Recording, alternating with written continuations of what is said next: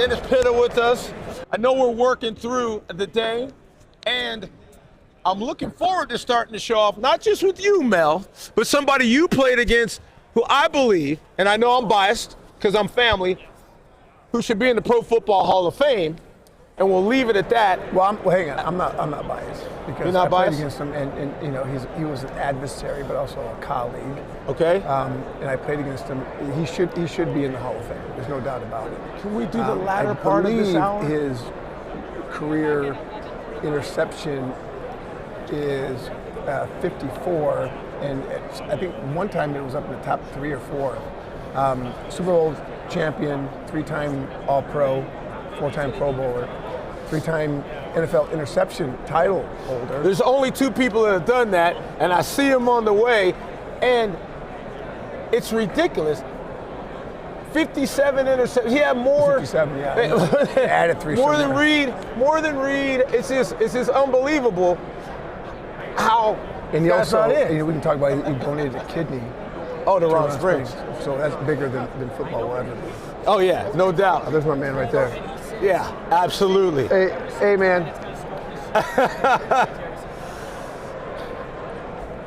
Hey, I knew you. I forgot, you know, from where. What's up? Something else looking happened. at me like I'm crazy. I know. Yeah. The Rams. I was staring at you. You're so handsome.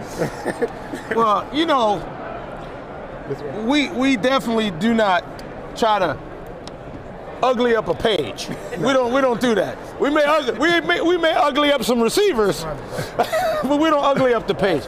We're gonna mic up on the collar so we get this right.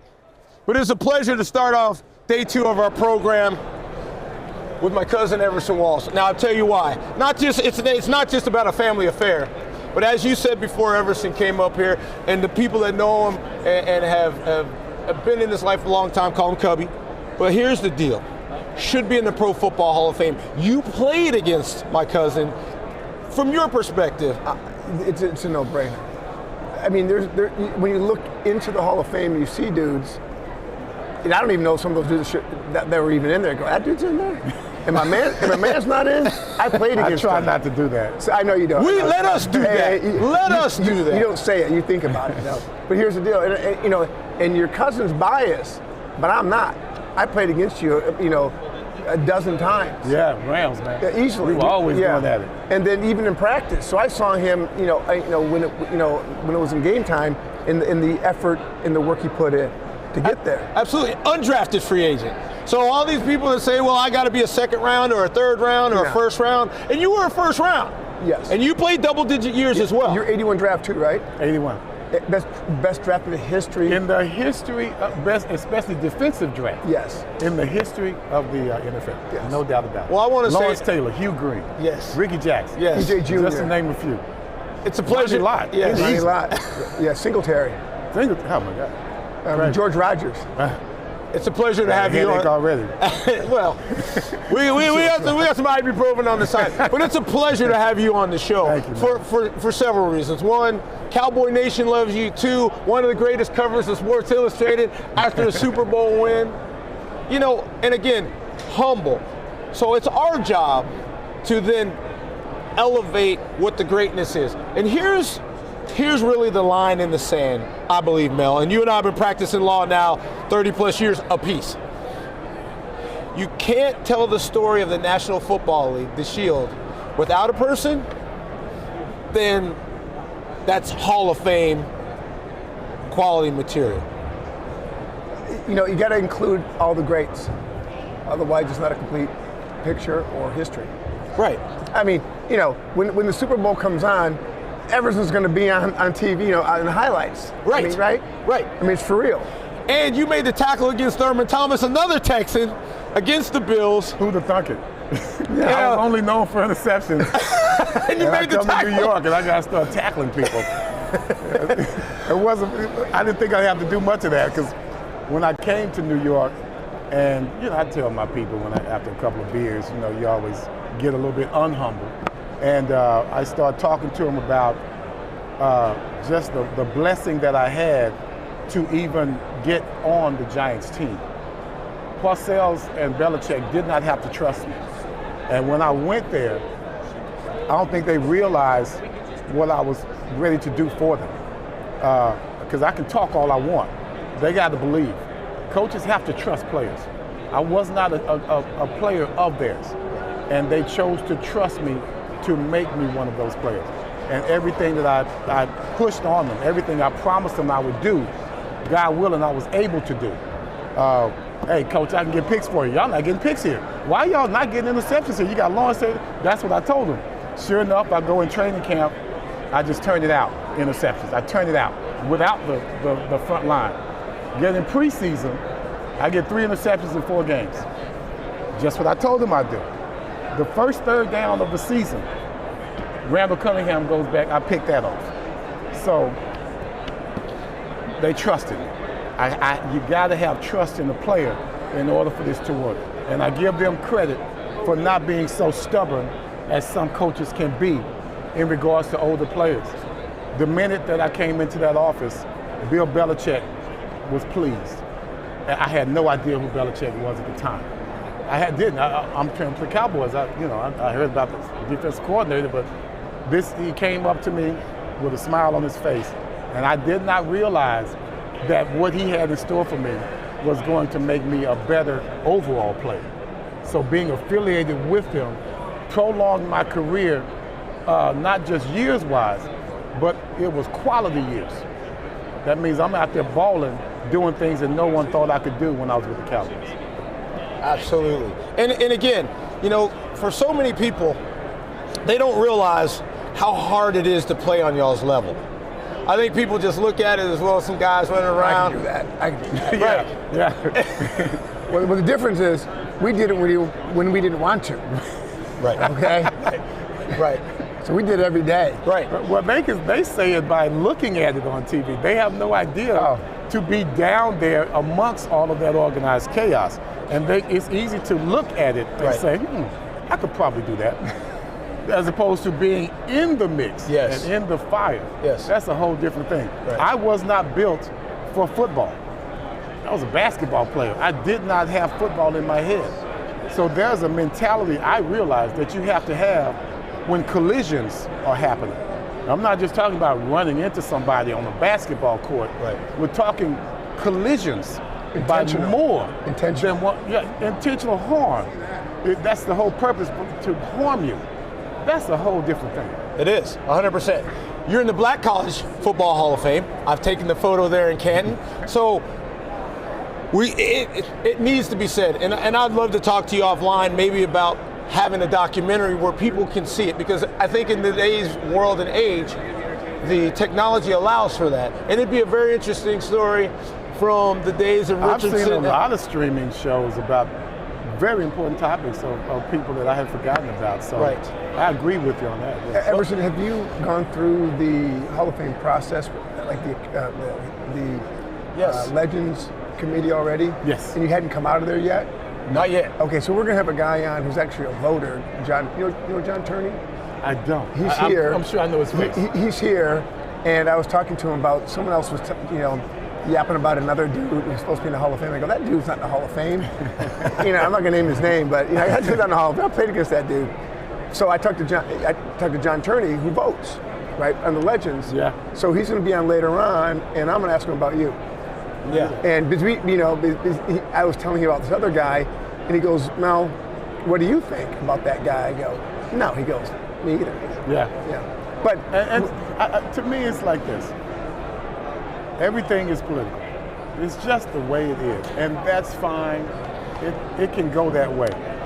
All I know is, whatever you want to say about my career, whether you like it or not, whether I get voted in or not, I really, how can I say this? I respect the process, but it's like anything else. As I walk around in this room, you walk around in here as well, Mel, you're going to hold your head up high based on the work you did. I don't care what anybody else thinks. Right. You're going to hold your head up high based on the work that you did. Yes. You represent your name, you represent your team. That's the way I feel about it.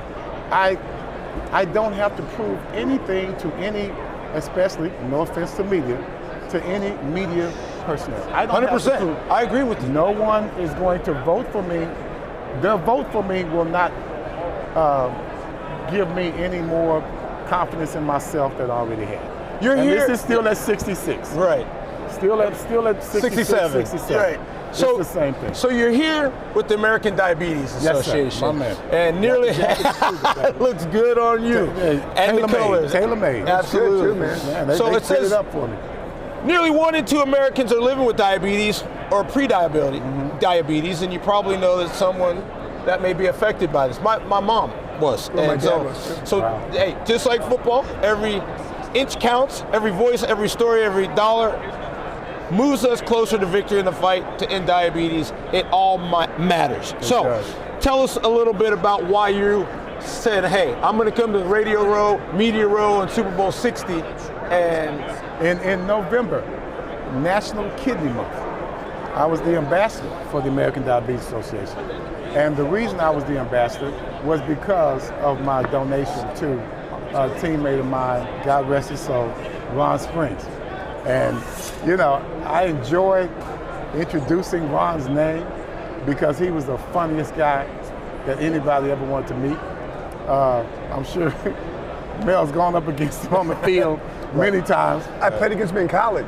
Oh, there you go. Michigan, right? Yeah, I went to Michigan, he was at Ohio State. Of course. I caught him on the 3-yard line in 1977. That took us to the Rose Bowl. Had he scored, they would have won. Wow. See, he would never tell me this story. I got it on film. yeah, he does, and I've seen it. Hey, I don't And I've blame seen him. it. Because, I've seen it. you know, you're talking about those kind of relationships that we had as teammates, as peers.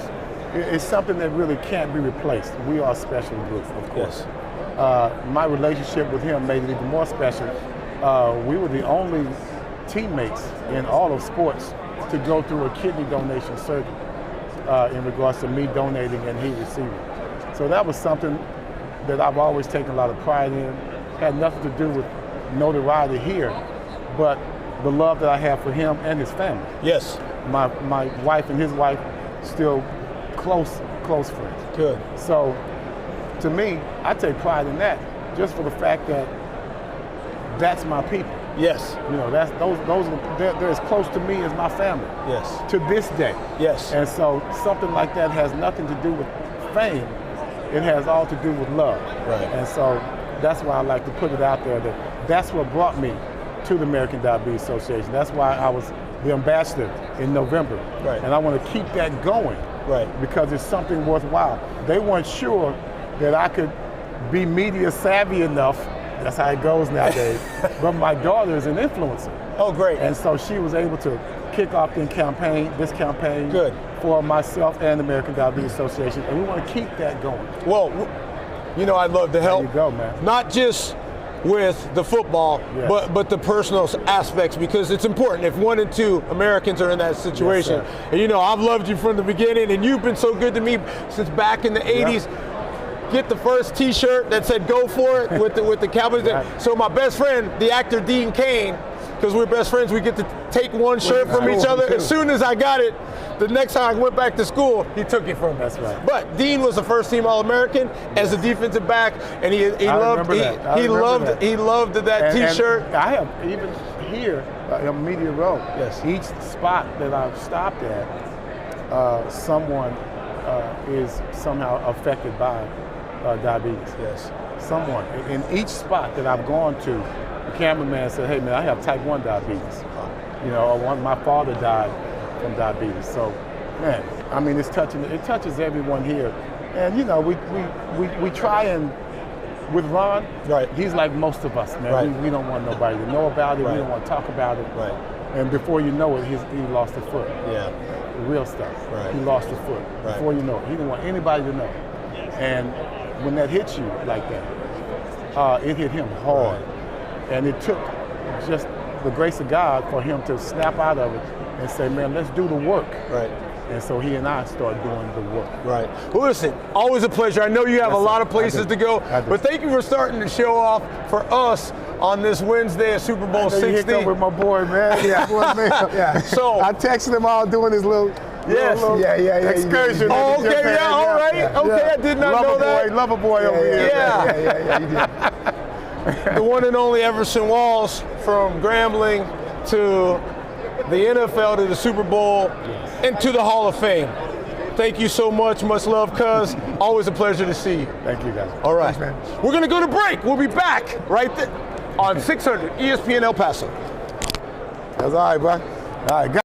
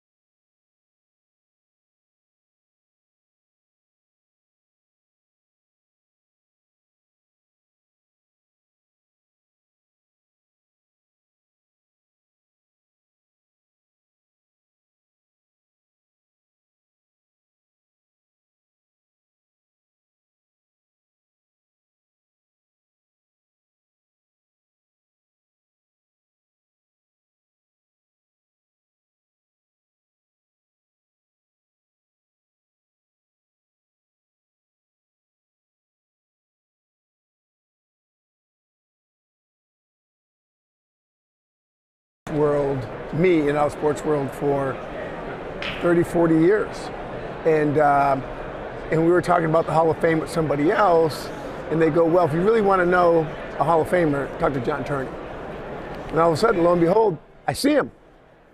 And Okay. we start talking about Hall of Fame. All right, well, let's mic him up. Can I mic you up? We're going to mic him up so we get the best and highest quality of sounds. And so I've been talking to him on and off for the last couple of days, Okay. and about Hall of Fame guys. Okay. And he's the authority. He's been in football and sports for decades. So if you want to talk football, Yes. and you want to talk, we're in Super Bowl. We're in Super Hall Bowl of Fame, 60. We definitely want to talk football, right? and historically about anything, Right. John's the guy. John, welcome to the show. It's a pleasure to have you. I know we've had the chance to talk earlier, and we were excited to have you come and sit with us as we make our embarkment on the Super Bowl 60. Excited to have Mel as the co-host this week. It's unfortunate. We thought we were going to be the trifecta, but my co-host, a normal co-host, father has passed, and the family's taking care of that back in El Paso. But it's great to have you. And yes, we want to talk to you. I just had my cousin Everson Walls here, and he's top 10. He's the only guy to lead the league 3 times in NFL history, besides Ed Reed in interceptions.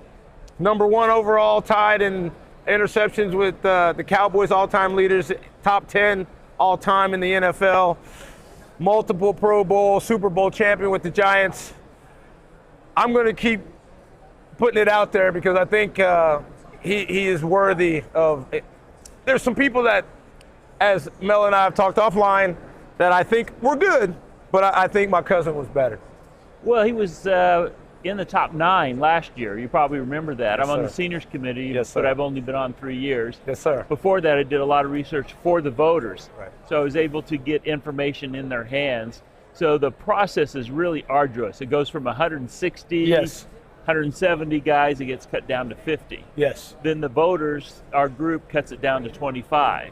Then they cut it to 9. Then we go into a meeting, a Zoom meeting, and talk about everybody. So Correct. we talked about Everson last year, the year before, and his credentials. Gary Myers was very strong for him, as was Rick Goslin, Yes. who was the Dallas voter. Yes. And Gary Myers was the New York voter. Yes. And they would call and kind of lobby for him, but Yes. He's got the credentials. There's no doubt about it. It's just a matter of when his time comes up, Yes. because there's so many Correct. really good guys. Gary Myers was kind of even split himself because he was also pushing Carl Banks, Yes. who, as Mel knows, was a very good strong side linebacker. But he went to Same position. Michigan State. He gets penalized for I that. get penalized for that. Me, Michigan, go blue. You know. But let me Go ask you a ahead. question, John.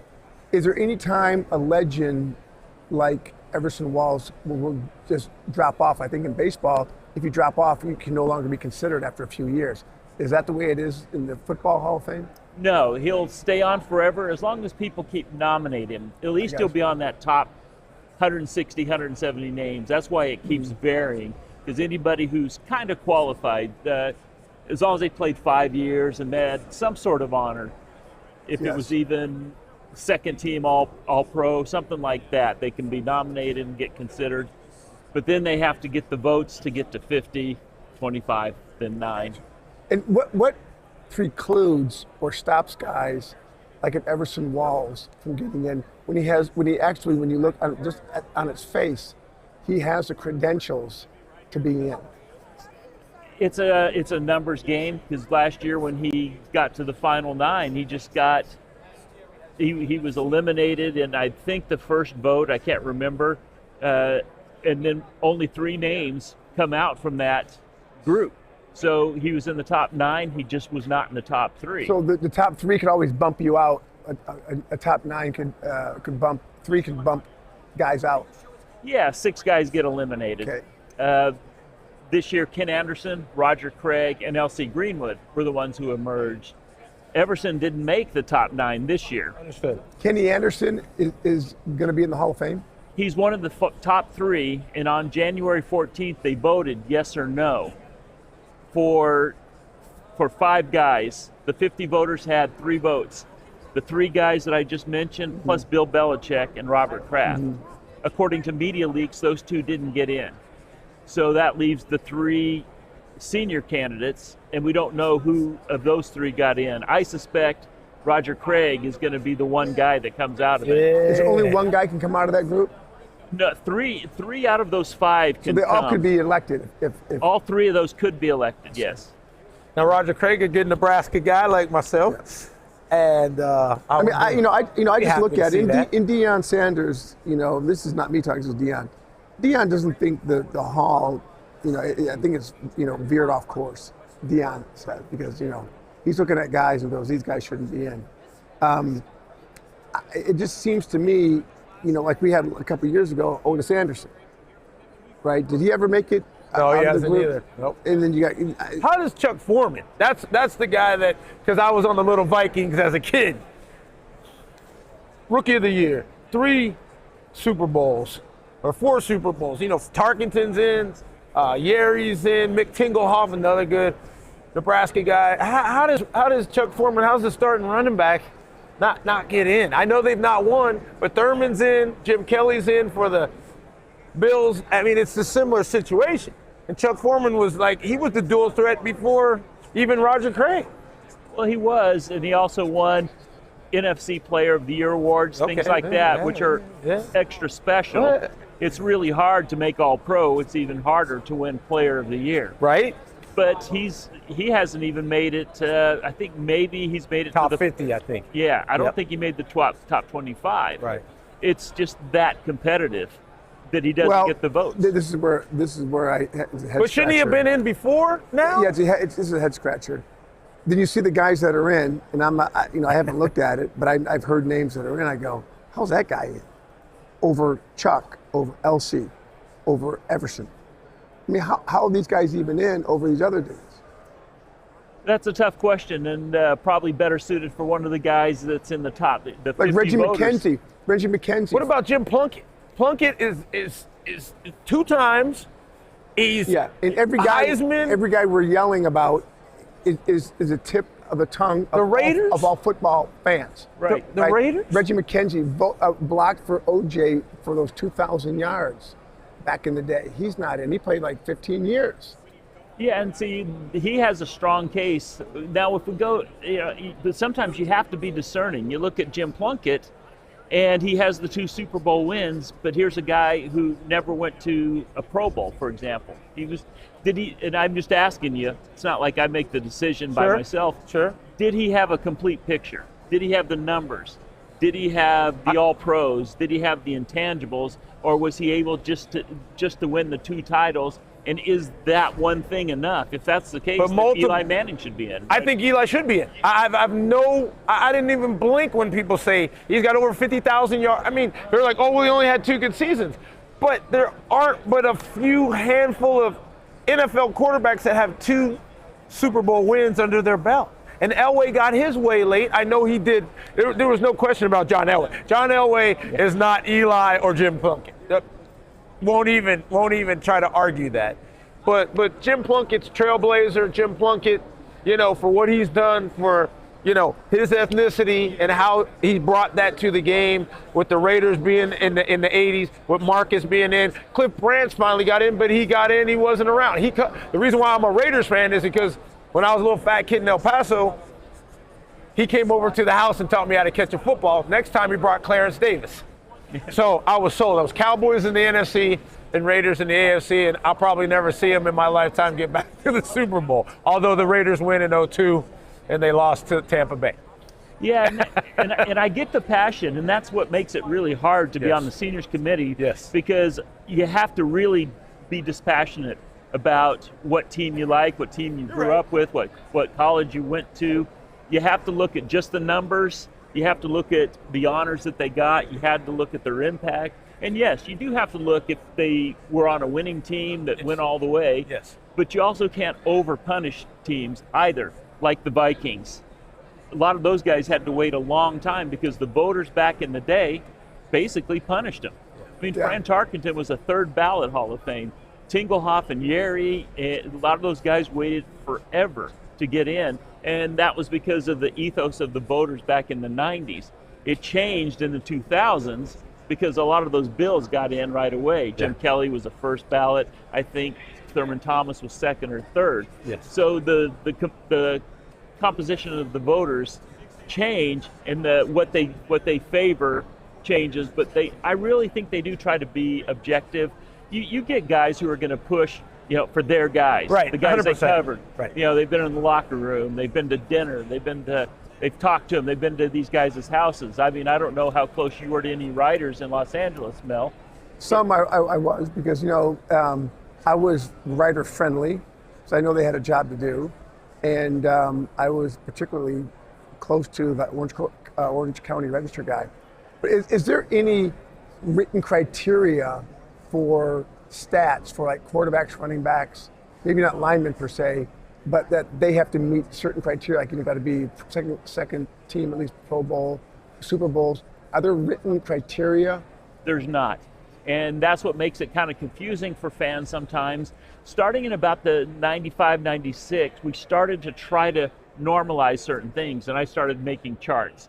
All the guys that were in, all the guys who were out, and then you compare how they were with the guys who are in. I mean, your teammate, Jack Youngblood, took, I think, 12 years to get in. Yeah. He was a 5-time first-team All-Pro, 2-time Defensive Player of the Year, 7 Pro Bowls, had 150 career sacks, and he couldn't get in right away for one reason. The Rams only went to 1 Super Bowl and lost it. So he was just getting pounded, and that was just completely unfair. True. And you know how good a player he was. I played right with him. Next to him. So we're talking to John Chandler. And John, do you do any writing or any media where folks who have interest can get any of the information that you're talking to us about? Sure. Pro Football Journal has been my blog for a dozen years. Okay. I pick my own all-pro teams. Awesome. And they're usually different than what the AP guys do. I try to... You're the go-to guy. And then I also wrote for Talk of Fame 2, which was part of the Sports Illustrated network, but then they kind of dumped us in December. So we're going to try to revive that and get all the old articles. I mean, we did for 4 years, 50...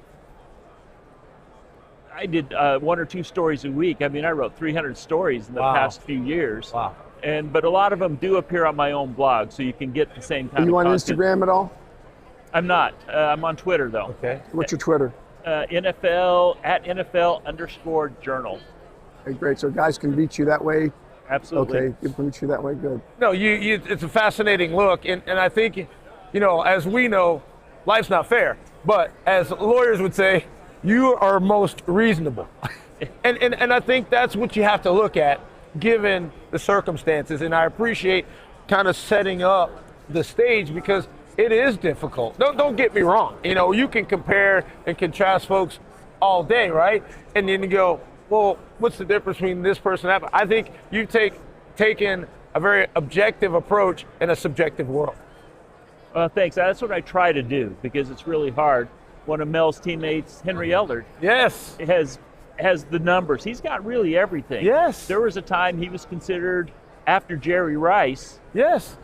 he was the second best wide receiver for a short time, and he was a Pro Bowler multiple times for Yes. multiple teams. Yes. And he's made the top 9 before, but he just did not get any further. He's in San Antonio right now. In fact, we had him on the show Yes. 3 weeks ago with Mel. And also, we were talking earlier that he was one of the top punt returners in the history of the NFL. Sure. He had the most highest average per punt return. I don't know if he still does, like 13, 14, which is a big deal. Yeah, he's still very high, and then I think he took back 4 touchdowns in his first several years. And then he was too valuable as a starter, and they moved him out of there. And that's one of the things that was said in the meeting. Hey, this is not only a guy that had value as a starter, he had value on special teams. Which is a big deal.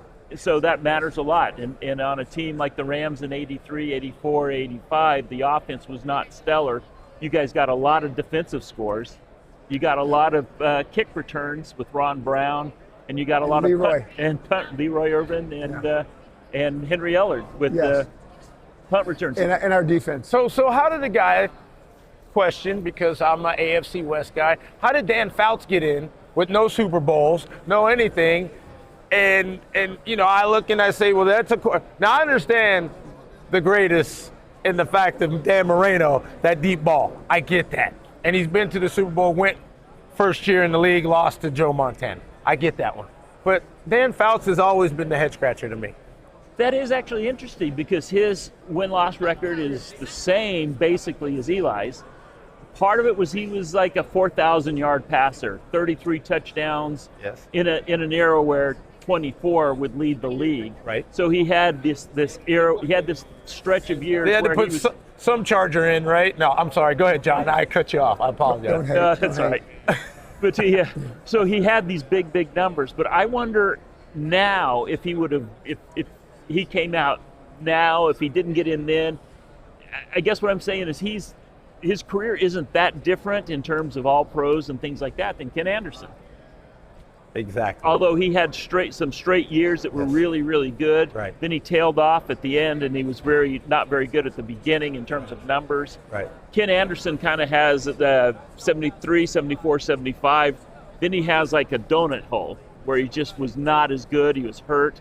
Then he had the recovery where he was the MVP, took the Bengals to the Super Bowl. Yes, he did. So I think that's been hurting him a lot because, hey, what happened in the middle? I don't, I played against Kenny. I played against Dan Phelps a lot because we used to practice against them. The Chargers used to come up to our practice facility and practice for days on end. I like Dan Fouts. Don't get me wrong. I mean, I think he's good. Okay. When you tell me that Dan Fouts is in the Hall of Fame, I don't blink. Kenny Anderson Hall of Fame, I'm going, really? He's in? I'm not disparaging Ken because I played against him. He's a great player, but you're talking about Hall of Fame guys. It's so well, interesting. he might get in. We don't know yet. I know, but what I'm saying. Yeah, right. He's one just of the a consideration. I go, oh wow, it's like. Well, I mean, full disclosure, he wasn't one of my top 3 out of those 9. I presented Eddie Metter. I think Jim Everett's better than Kenny Anderson. Wow. Even though, Jim didn't put the number. I love Jim Everett. Yeah. We rode with him 2 years ago. Hopefully we go back to L.A. Yeah. He's there. John, we're up against the break. But listen, are you here all week? We gotta have you back for part 2. We got to have him back for part 2. Yes. Yeah, this has been fascinating. I really appreciate it because, I would collect all the trading cards. I got every Topps since 1977 moving forward. And I look at the backs. I read the backs. I look at the facts. And a lot of fans, the Hall of Fame is part of their experience. Yes. So when they, argue or talk of, their own, personal favorites or teams, Hall of Fame always comes up. Yeah. And, you provide great insight. And everybody goes, hey, talk to John if you want to know if it's. You're a true subject matter expert, and and that's very appreciative for a guy that's loved football, growing up in Texas since he was, again, wearing the Sears Toughskin jeans and having patches in the knees. Husky. Yes, Husky. He knows that story. We'll do it for next time, but so great to have you. Yes, thanks so for coming again, let people know, John, where we can get the blog and everything else before we let you go. Yeah, just search Pro Football Journal. It's the first thing that'll come up under that name. And at NFL Journal, at NFL_Journal. That's on Twitter. We appreciate it. Absolutely. 100%. We are laying down the law, and this is 600 AM ESPN El Paso.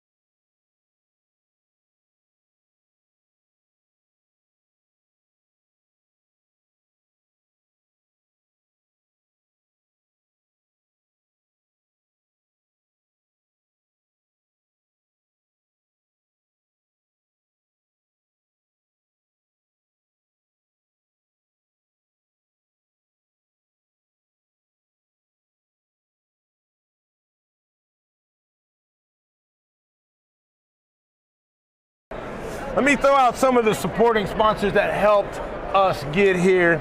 I'm not throwing them out. I'm sounding off. Longhorn Distribution, Household Furniture, Chick-fil-A, and Airways. I know that. That's over by the crib, Mel. Okay. Pelican Steakhouse and Seafood. That's my guy, Timmy Diaz. Played running back and slot back with me back in high school. Okay. And Thomas Adams Apparel, to name a few. We'll be talking about all of our sponsors throughout this week. And we just got started yesterday. But today, we're gonna reset, because I don't know if I pulled, it was probably more like, was it a chop block? I think it was a legal chop block.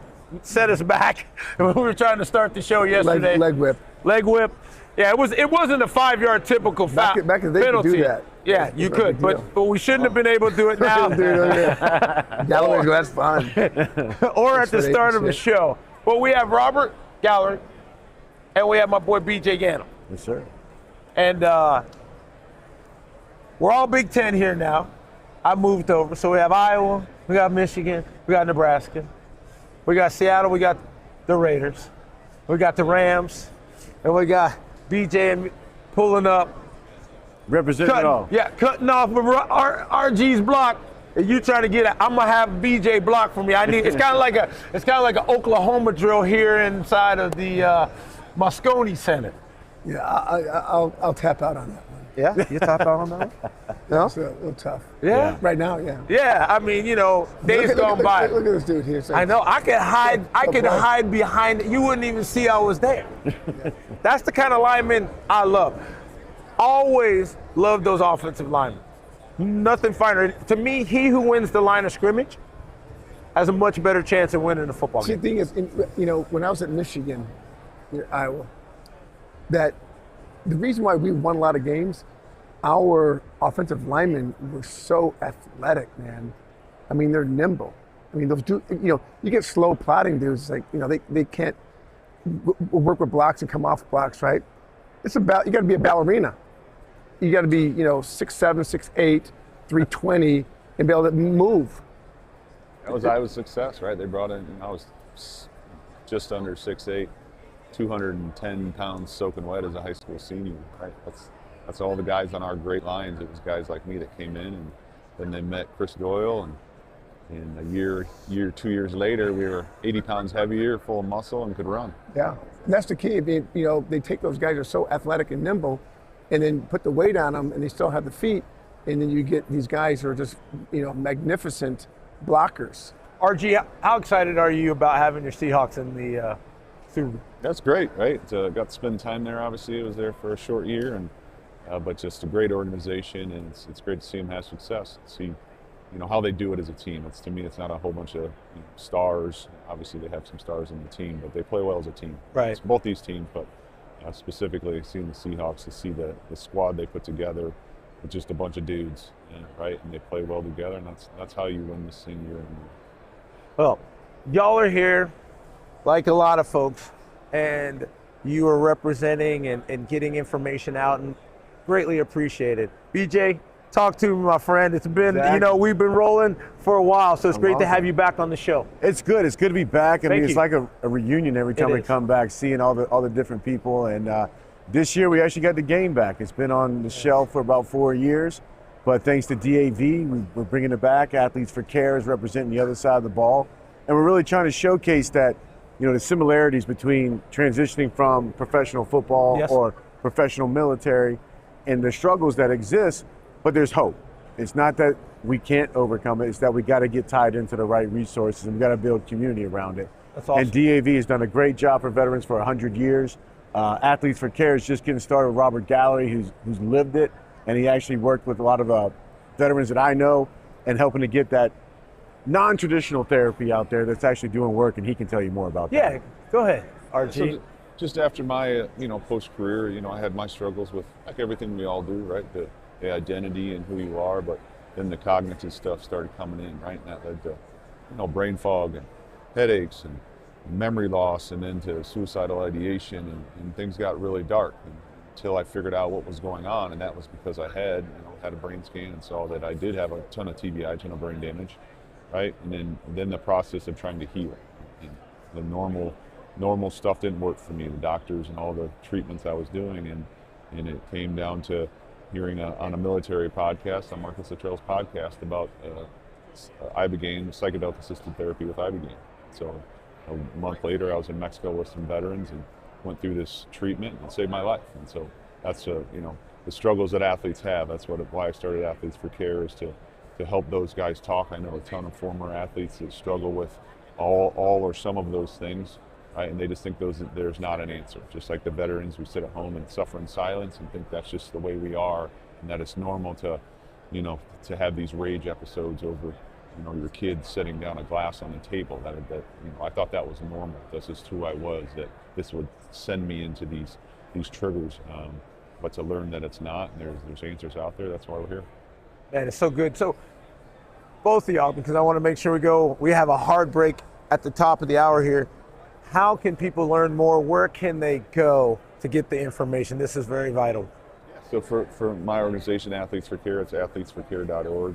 Check us out on social media. That the website's the best. You can outreach and talk to us, and we have resources, and we're sending athletes now to get treatment in Mexico, because it's illegal in the United States.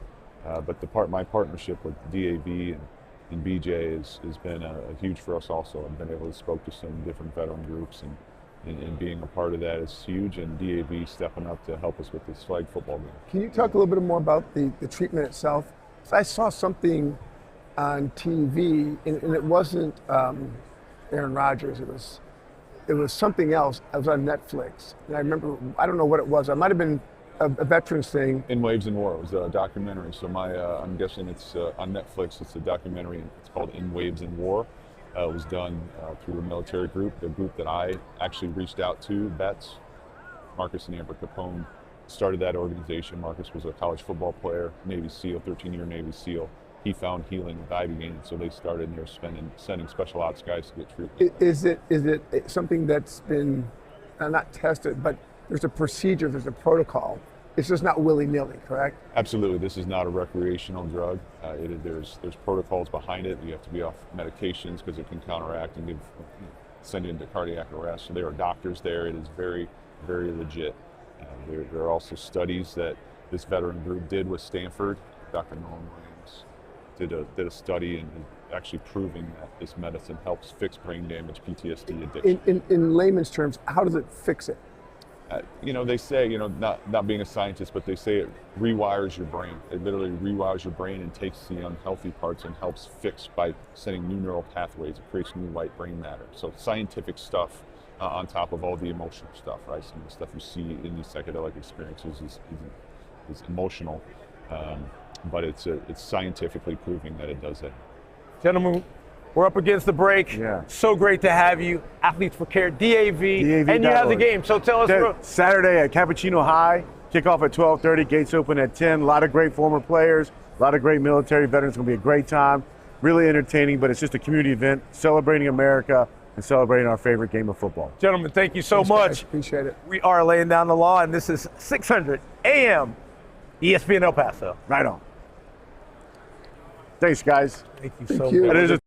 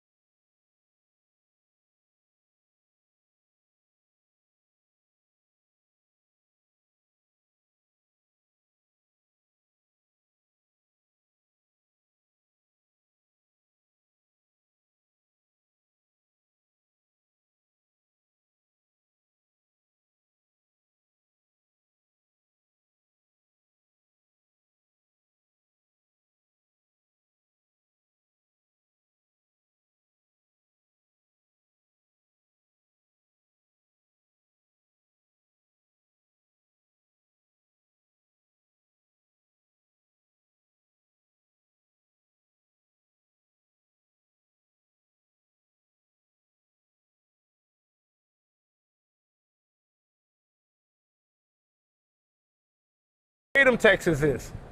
What's your boy calling? Oh, yeah. Well, you know, I can't do it all. We're on air. This is live radio, sir. And now y'all, oh, my goodness. Rebecca over here fumbling. No. I am not fumbling anything.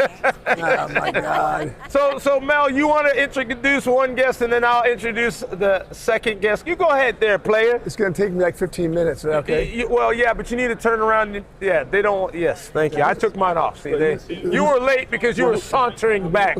I got stopped. No, you got stopped. Stop along the way. Can we get that off of his neck? I don't know what. Don't worry about it. Yeah, we You trying. guys are paranoid. No, I do what folks ask. You know, put it in. No, just put it inside the shirt, and you don't have to take your. Okay. I got you. We're good. Is he? We're good. We're good. Hey, what? We're good. What's up? We hear these voices, but we don't know who they are, Mel. You got Well, 20 okay. seconds. 20 seconds? Yeah. That's it. We'll get back into it. All right. This is Peg next to me.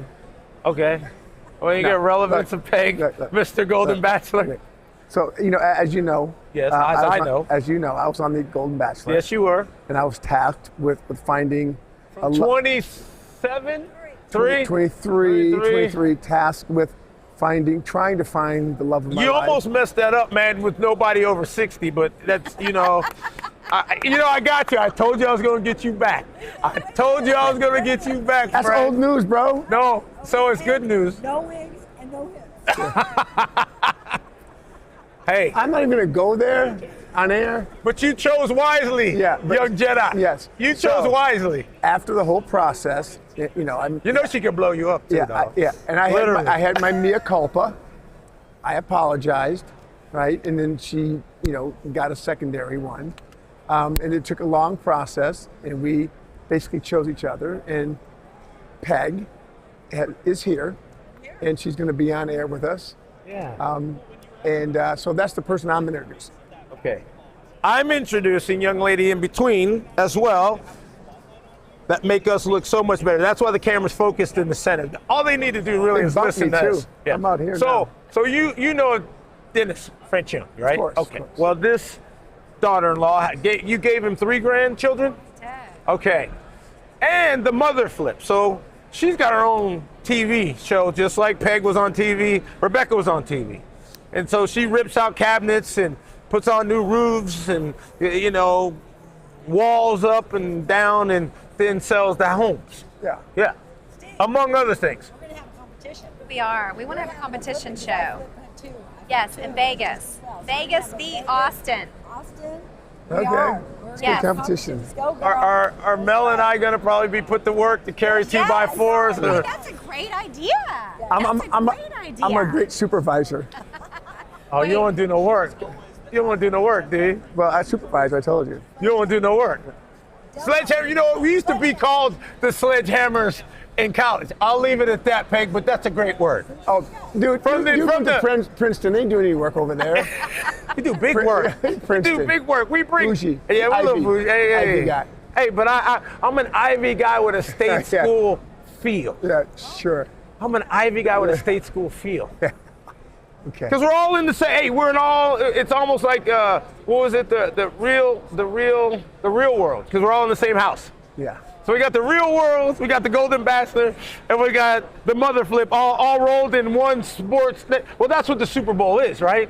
I mean, it's everybody from the whole entire planet coming to see one huge football game on Sunday.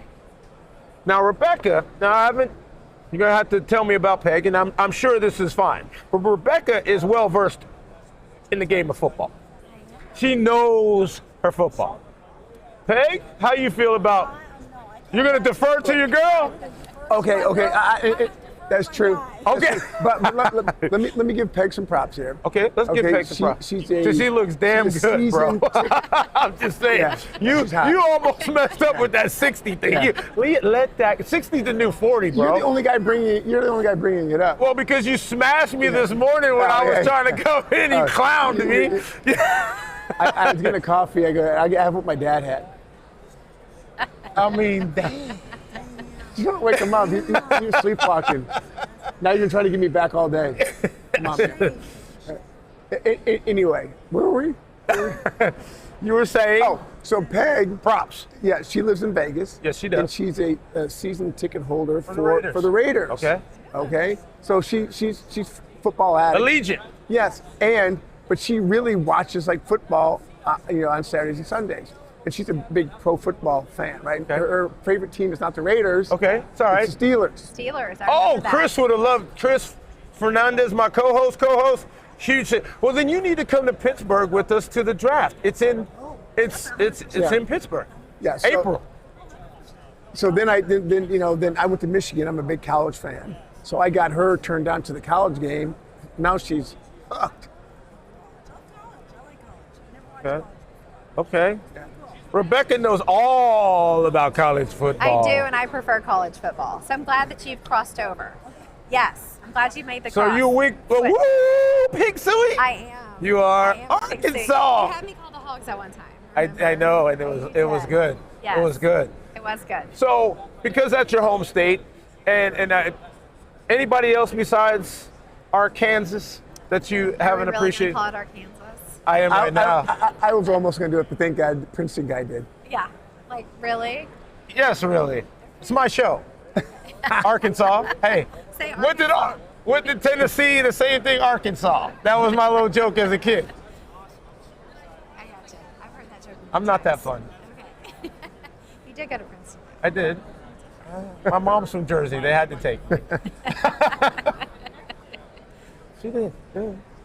I love the recruiting trip. It was So great. what about you have ties to A&M too, right? Don't you? Do. Yeah, my father-in-law was the head coach at Alabama, TCU, New Mexico, recruited Brian Urlacher, gave him his only offer. We're going to see him tomorrow night at the party. Yes. And had LaDainian Tomlinson, Von Miller, all these great. And then I saw Cam Newton earlier, who played for my now ex-husband at Blinn. Okay. I haven't seen him in years.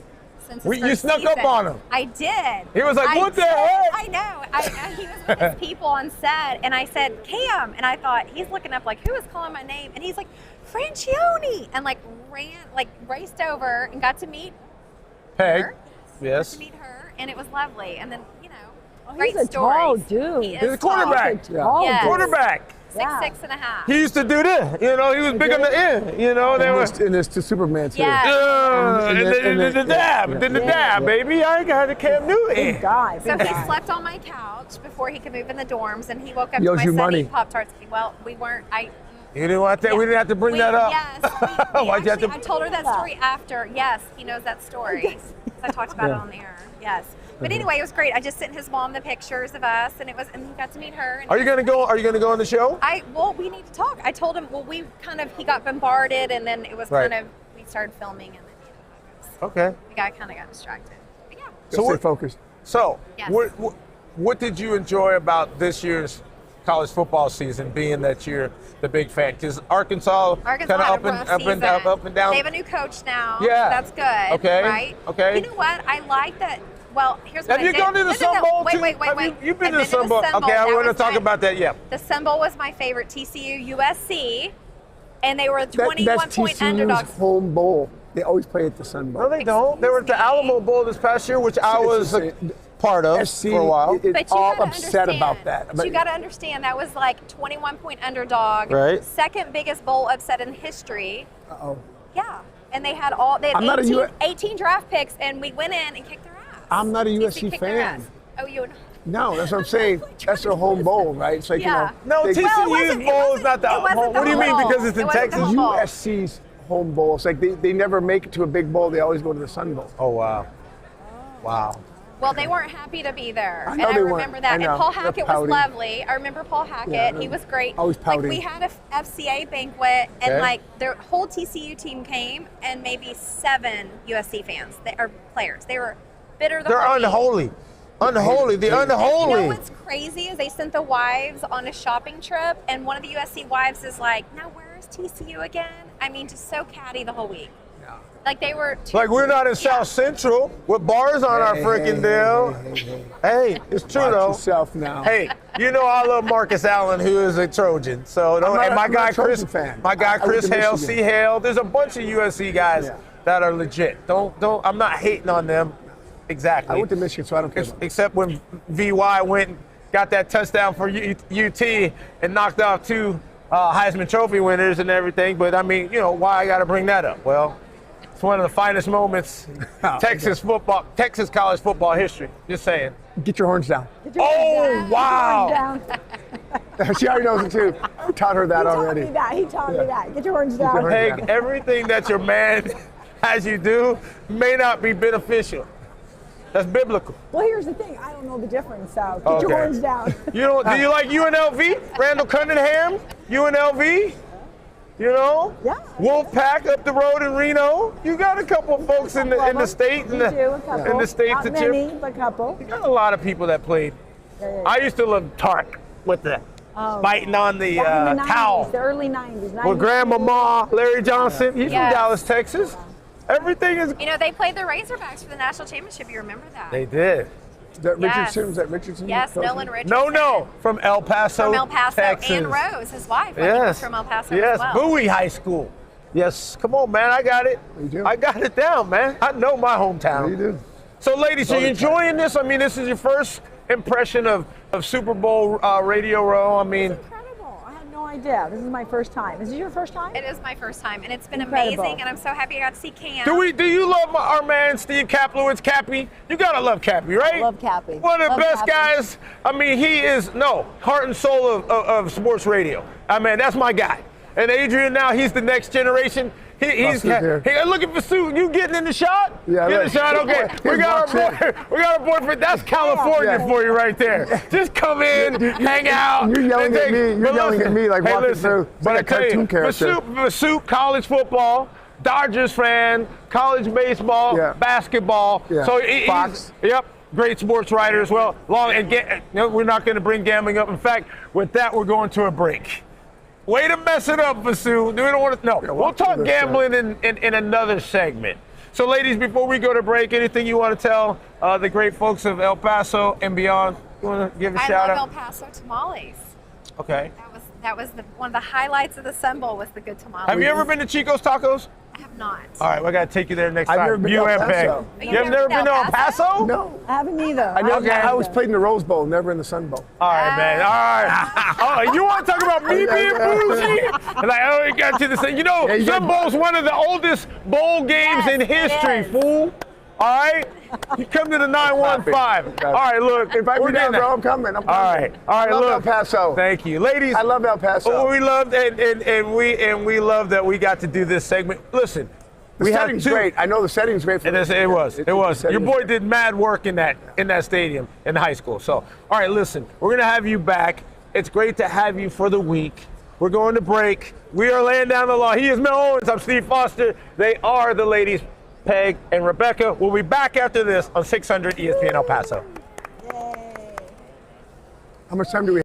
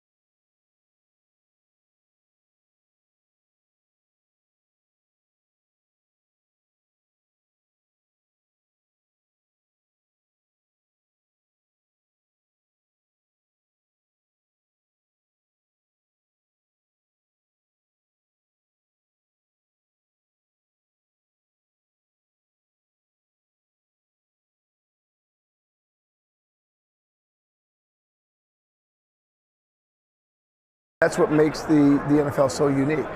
And you know, the players can move around, you know, and there's money, but there's parity. It's not like in baseball where the Dodgers, and I'm a Dodger fan, they buy up all the players.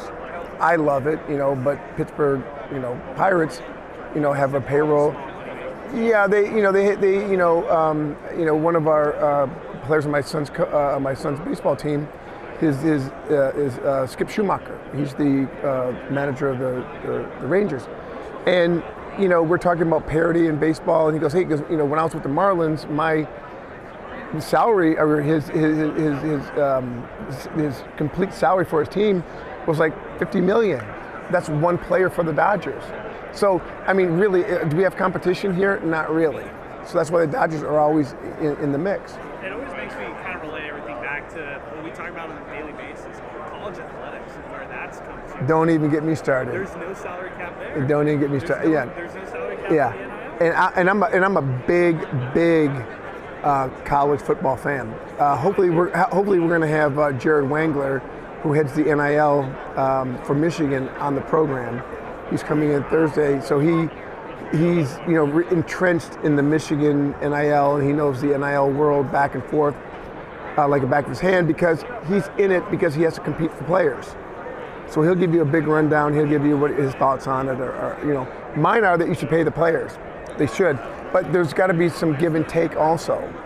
Right now it's a wild, wild west, man.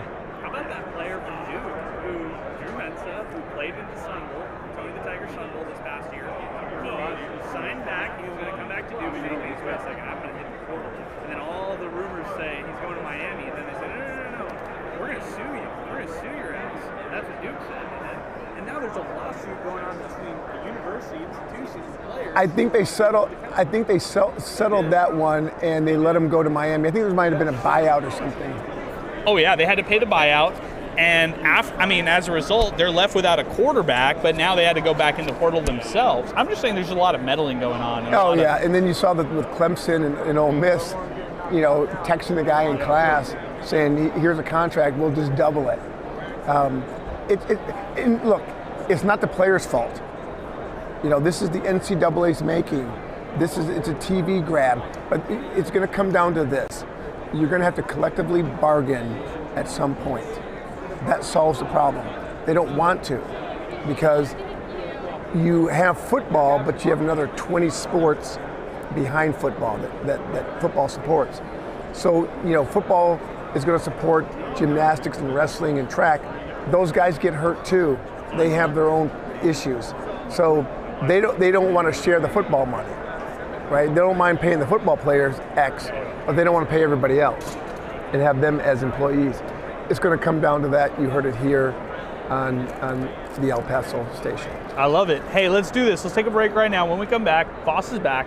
He took his he took his time. He's got to make sure to eat. He's got to make sure he's drinking some water, hydrating. And you know what? We'll come back right after this because he deserves it.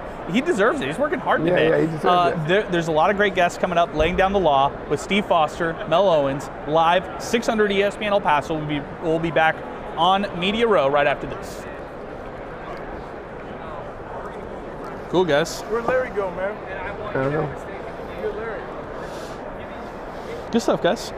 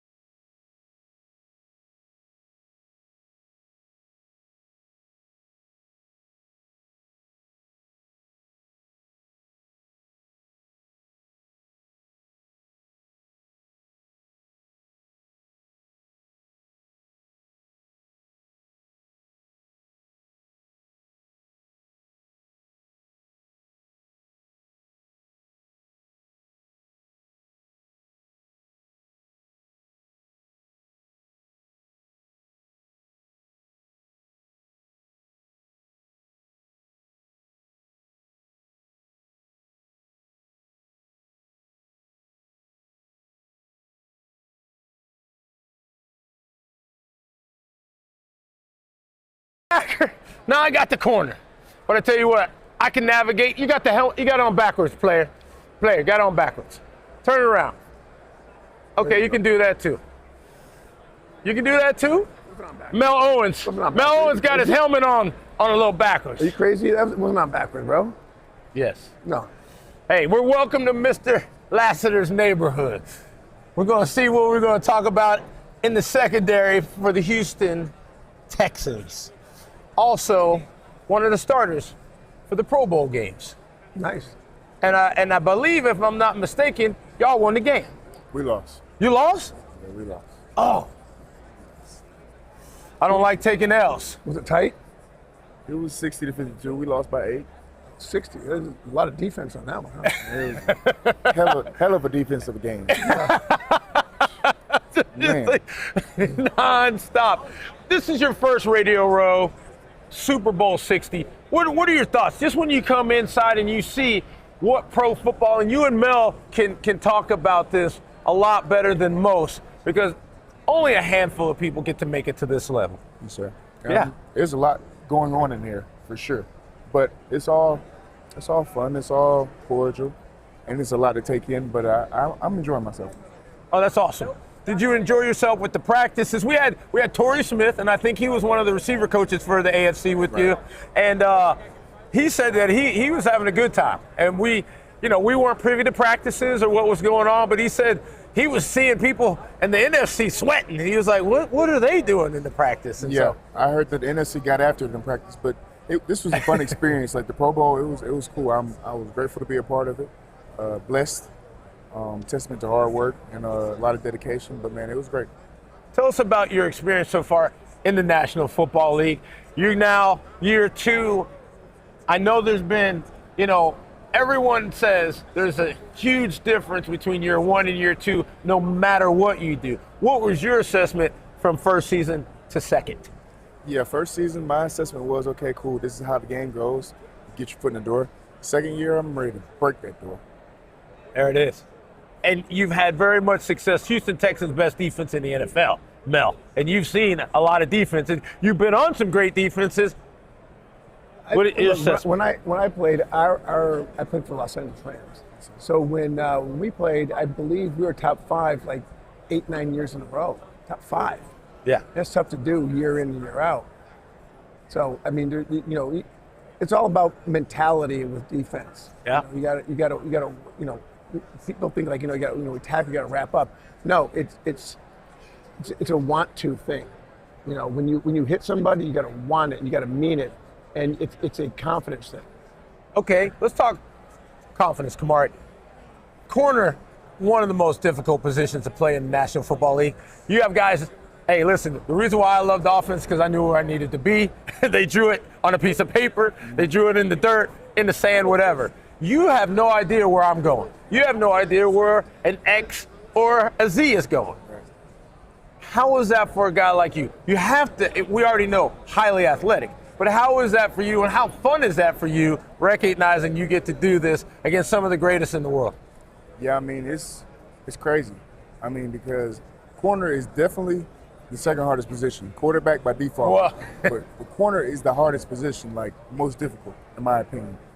And I just feel like you have to have a great amount of confidence. You have to be prepared, locked in, and you have to just go out there and just play. Like, I feel like you can't think about it too much, because you think too much, blink of an eye, it's already over. Right. You just got to go out there and play. You got to trust your training. Like, that's what I do. I go out there, I trust my training. I know I'm built for it. Right. So I just feel like I just go out there and play ball. You've got a great head coach in DeMeco Ryans. How does that help your defense prepare each week for the games that you have to play against some very tough opponents? Yeah, I think Miko just does a really good job of trying to set the standard and continue to push us. Like, we were the number 1 defense for all year. Right. Like, we had the best defense in the league. Like, right. There's not much conversation about that, but we come back in after some games, and it wouldn't feel like we were the number 1 defense. It felt like, man, hey, look, y'all think y'all good. Y'all think you're doing this, this, and this. It's just a constant push, and we need that. Like, that's what made us be the number 1 defense, the fact that we're just continually getting pushed, like, over and over and over. Like, and we want to be pushed like that. Like, we want to be the greatest. We want to be the best. So it's just like, that right there is just enough in itself. who did you look towards on that unit as you were playing and having the maturation that led you to the Pro Bowl this year that you said, you know what, I'm looking at, is it this player or that player? Was it the secondary as a whole? Who kind of helped you along as you moved into that starting role and became that lockdown corner? I didn't look around because I had Sting right there. Right. Sure. Sting is my guy. Like, me and Sting are super close. There we go. And I talk to Sting all the time. We play well alongside each other. Like, we get along really well. Great. We talk ball. We talk outside the ball. Sting is really cool, but I don't have to look far. Like, I got everyone on that defense. Like, everyone is that guy. Like, right. You look at the back end, you got me, Sting, CB, Petrie. You look at the linebackers, you got Z's, Henry. You got EJ. I mean, you look at the line, you got Will, Neil, Tim, Rio, Frank. Like, it's just like you look anywhere, any one of the 11 guys on the field, there's a play waiting, like just waiting to be made. Right. We're like ticking time bombs. I keep saying, like, we're all just like ticking time bombs. Somebody's going to make a play and blow the game up. Great analogy. And of course, let me segue into Mel Owens, the Golden Bachelor. The young lady he selected used to defuse bombs for a living. Yeah, on the bomb squad in Las Vegas. So when you said that's confidence right there. Yeah. When you talked about bombs, confidence. That was real. I mean, you could blow up the game, but she could blow up half of Vegas if you're not prepared. You know? And Peg, you know, the competitive nature. That's what I appreciate. You know, it's a game where not only it's a test of the mental will, but of the real physical. Because it's not a contact sport, it's a collision sport. And if basketball's a contact sport. And a lot of football players play basketball to stay in shape, have some fun. But football is a collision sport. And so understanding that you've seen it come through somewhat unscathed, you feel now you're going to take some time to kind of get that body completely refreshed in the offseason? Yes, sir. I'm going to take some time and just decompress, and then I'm going to get back to it. Where do you live in the offseason? Houston. I like Houston. My family's out in Houston. Okay. But I go back to Georgia. I'm south. I'm in the south. Houston, Georgia, Florida. Good, sir. Sunny.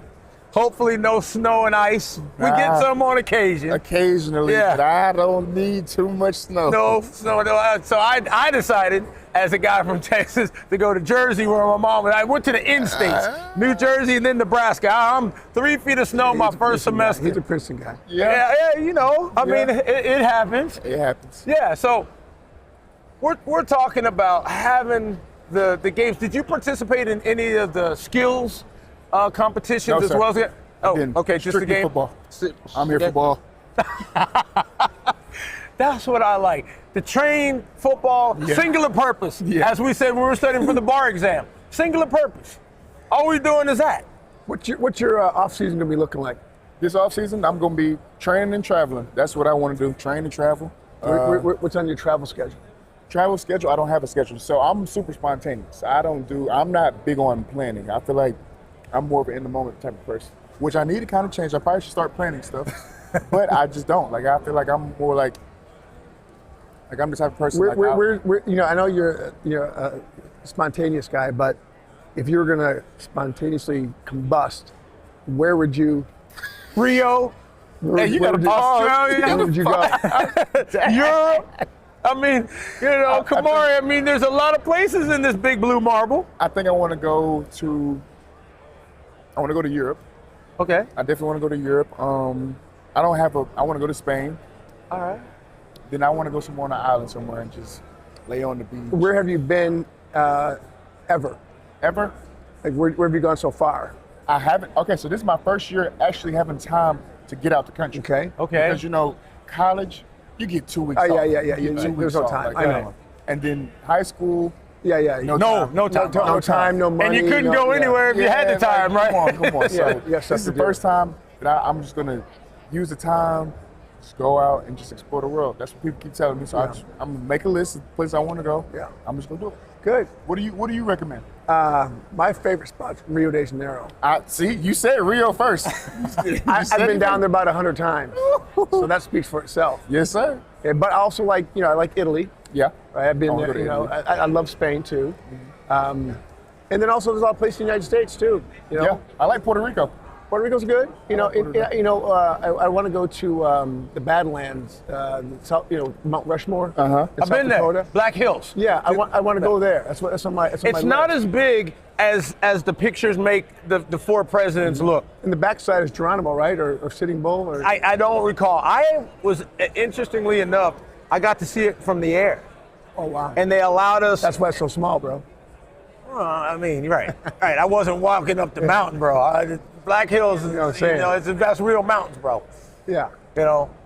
But I like a lot of stuff in the United States too. The Grand Canyon, Monument Valley out of Utah. Right. It's good, and those some of the Niagara Falls. Niagara It's Falls. kind of crazy looking. And you can dip over to Canada real quick. Real quick, that ain't too far. No, that's that. I like Vancouver. I like Vancouver. Yeah, I just came back from Toronto. Toronto's nice. Toronto's nice. Okay. Oh, really nice.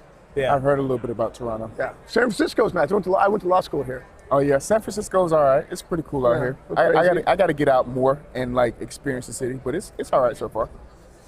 So, what do you want to do? Say if we could, in these next couple days, little nightlife. I know you have the parents, and you've been very good in involving them with all the activities and the like.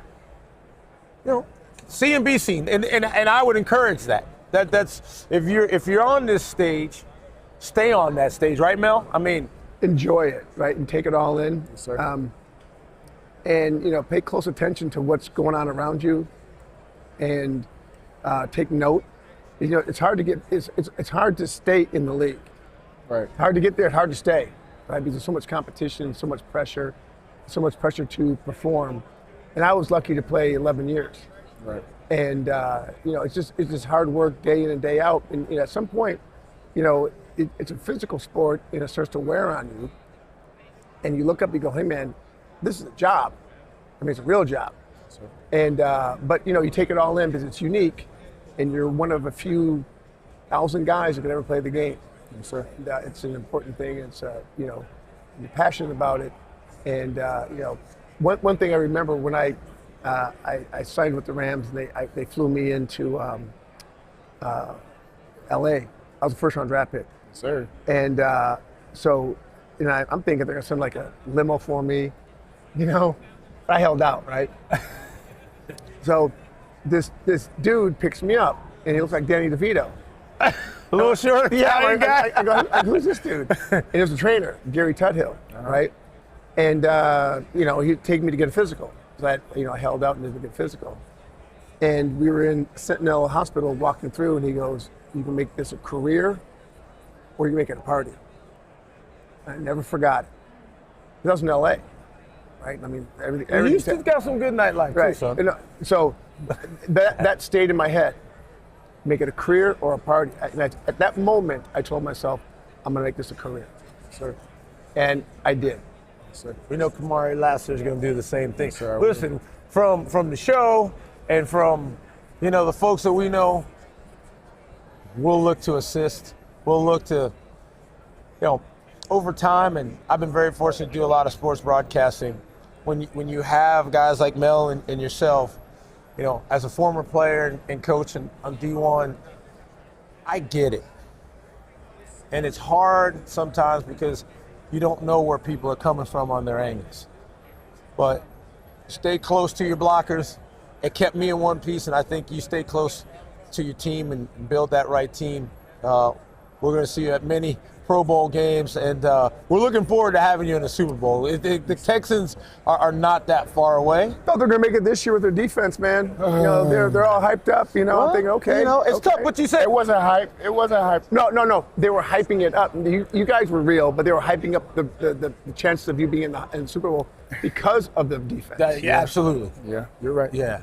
No, you guys are real. Any final shout out before we go to break? Man, I just want to shout out y'all. Thank y'all for having me. Oh, absolutely. Appreciate the opportunity to get on with y'all. Y'all are two legends. It's great talking to y'all. Thank you. Appreciate it, man. Yeah. So good luck to you. We're laying down the law. with Kamari Lassiter, the all-pro corner from the Houston Texans, and he will stay that way. We will do everything we can to ensure that. We can't get him to the Super Bowl. We can get him to Radio Row. He's going to have to do that with the rest of his teammates. Yes, but we love him. We appreciate you, Kamari. Thanks for being on the show. We're going to break, that hard break here at 54 on ESPN El Paso. We're laying down the law. We'll be back. OG, thank you. My guy. Thank you. All right, man. Thank you. Let's get that photo. Gotcha. Let's do it. Let's get that photo real quick. Kamari, we'll come in the middle. Yes, sir. Mace, you ready? The short lens? NFL okay. Films. Go NFL Films.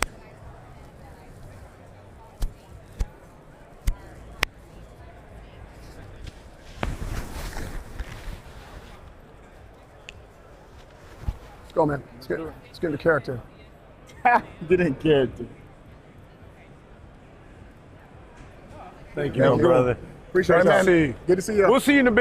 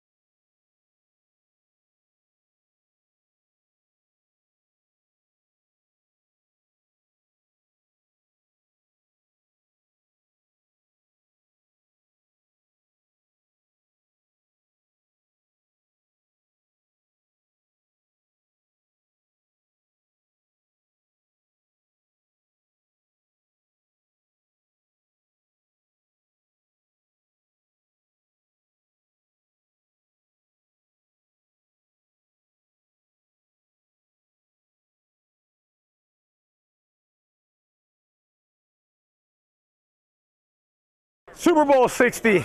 We are laying down the law. We're in the final hour. Look, we're having a party. And the best thing is VenPro is capturing everything. One of our major sponsors here. We can give some shout outs to Roto-Rooter Plumbing and Water Cleanup, Sun City Car Show. I want to go to the Sun City Car Show. I've been a collector since 1976. 915 Tours, New Start Homes, Men's Clinic, and Bella Paloma Med Spa. These are great, great sponsors. Dave's Hot Chicken, Aquina Social House, yes, Thomas Adams Apparel, and our major sponsor distributing, Union Draft House, Household Furniture. It's got to get the lawyers, and we're laying down the law. My goodness, they ought to come to the top, right? That's an easy one. Chick-fil-A Airways and Smith Center. And get some more. Let me get the major sponsors right here. You know, I got to get them. I got to get them. No, I got to get them. Palo Verde Homes, Maintenance Unlimited, VenPro Solutions, our guys right here with us, and spine and rehab specialists. I knew I was like, you know, and I had the back injury, and unfortunately in the car accident. So I got to get, you got to talk about the spine without that. I might fly and a big down shout out to my guy, Kenny, doing it done with Kamari Lassiter. Great to have Kamari on, the all-pro corner from the Houston Texans. This is where you want to be, Mel. It's buzzing, man. I'm telling you. McNabb coming behind us. Your boy C. Woodson. Yeah. I think he's coming over. He said he'd come back. He said he's coming back. We'll chase him down. We'll see. Again, Larry Sanders. Again, go blue.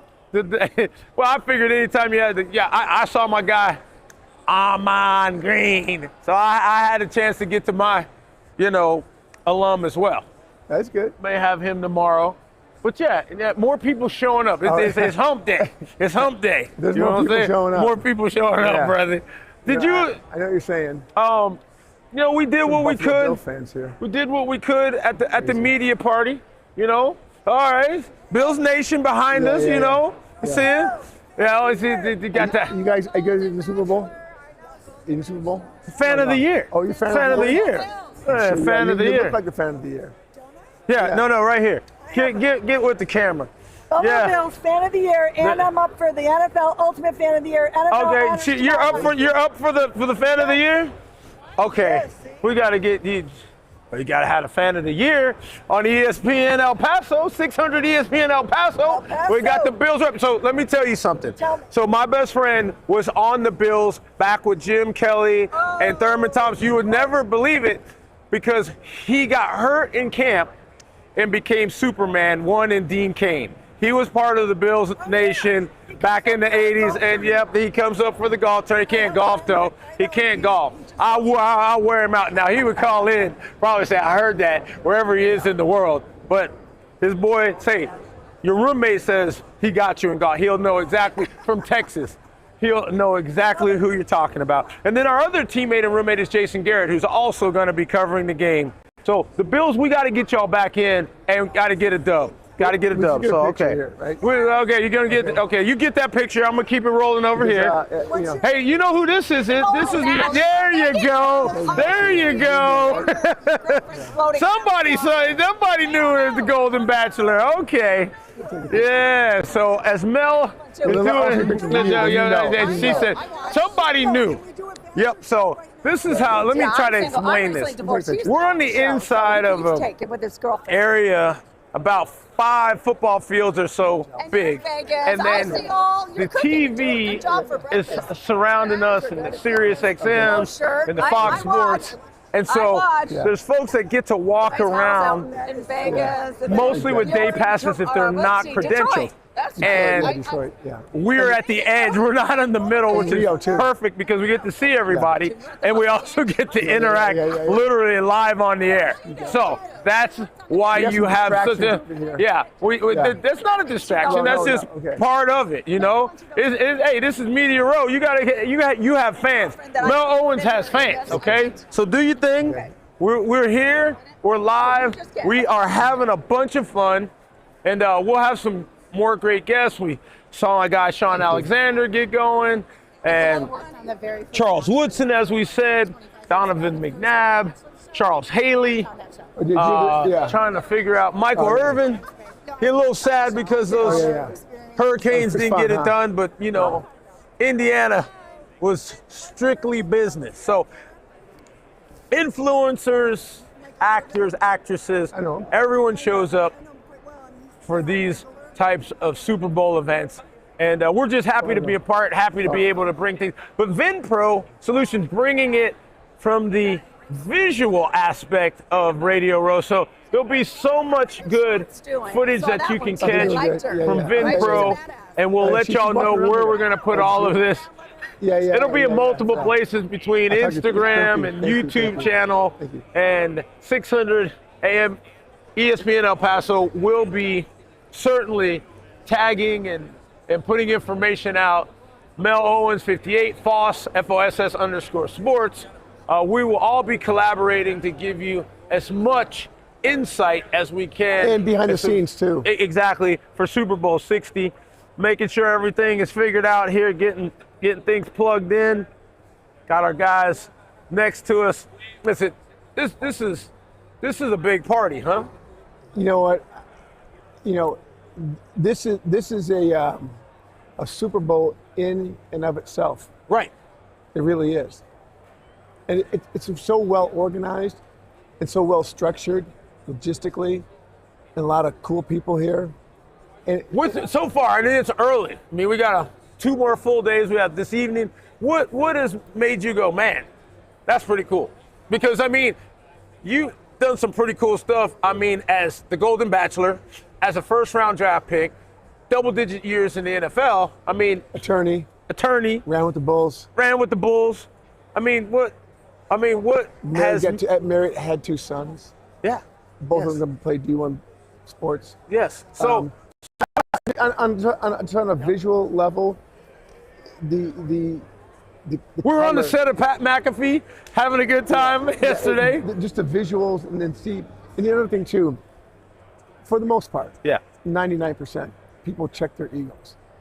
There's not a lot. I think you're right. Not a lot of egos here. There could be, right? Because there's a lot of important people. But let me tell you something.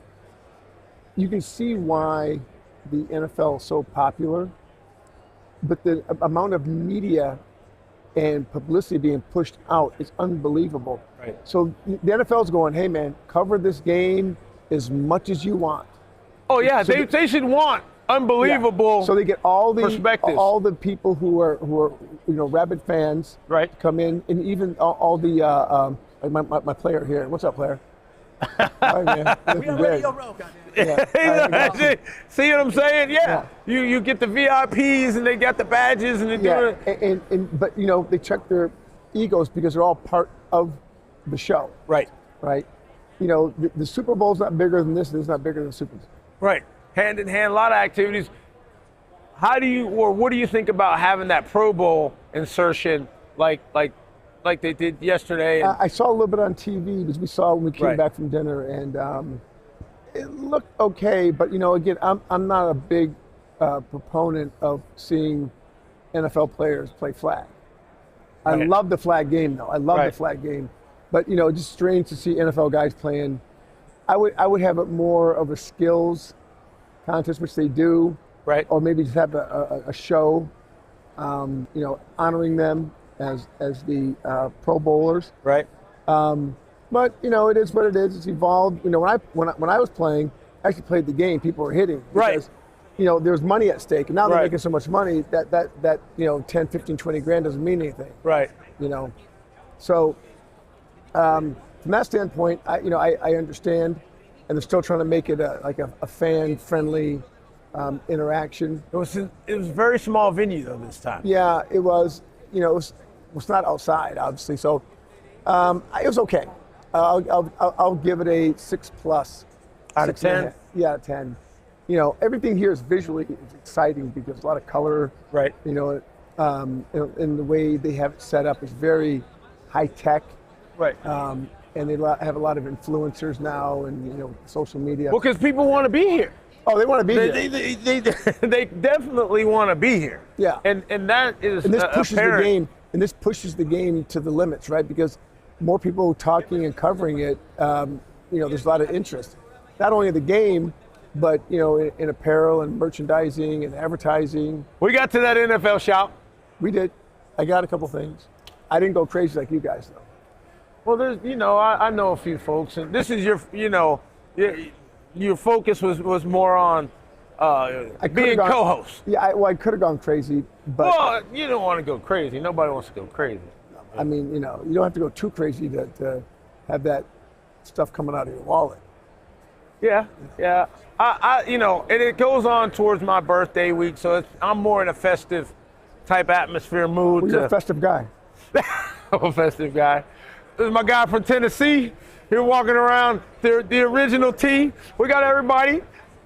What's up, player? Good to see you, man. Doing a little live show from El Paso, so we got the Tennessee to Texas, got the cameras rolling. Yeah. We're all doing well, having a good time. Yeah, having a great time. See, this is what we're talking about. McAfee. See, you got McAfee, you got Ted Johnson going. Hey, what's up, baby? Good to see you, man. How you doing? 3-time Super Bowl champion from Colorado. Mel Owens, how you doing, man? How are you, sir? Pleasure, man. What's up? It's great to see you. Yes, sir. All right. man. Listen, we're gonna go to break. Yeah, after that, take us looking good. Hey, we've got. And you know everybody, bro. Everybody. Got 45 more minutes, but that's what we want to do. We're bringing it back home to El Paso. That's my place, man. The 915. I know Aaron Jones is running around somewhere. Everybody's here. Oh, I know. Including the Golden Ambassador Mel Owens. Thanks for riding with me. Oh, it's my pleasure. Anytime, man. All right, we're going to take a break, step aside, come back. We are laying down the law. He is Mel, I am Steve, and this is 600 ESPN El Paso. What's happening, man? Saw you last Is it night. good? What's up, man? How we doing? Yeah. Good to see you. Everything good? Steve. LaVille, nice Yeah. What's good? You got it. You enjoying? Oh, absolutely. Okay. A lot of fun. Okay. What you doing, man? Yeah, thank you. Looking sharp. Yes, sir. Thank you. Everything That's good? good. Elite crowd there. How you last doing? night. Yeah. We just trying to make it through. You got time right Glad now? to be here.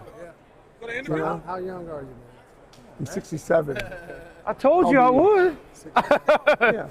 You got to flip around. We got to get you right there. Because I tried to sing Roni on the show one day. I was trying too hard. I thought you guys were working. Oh, man. it hurt. Break. It hurt. I listened to the replay. The show.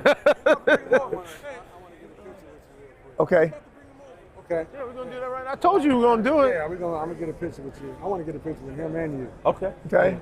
No problem. So your dad played in the Negro League. Yeah. Look at the face. I love it. Because I'm from Kansas City, right? Okay. And me and Bob Kendrick are very close. The guy who runs it. Yeah. Yeah. I got to get there, man.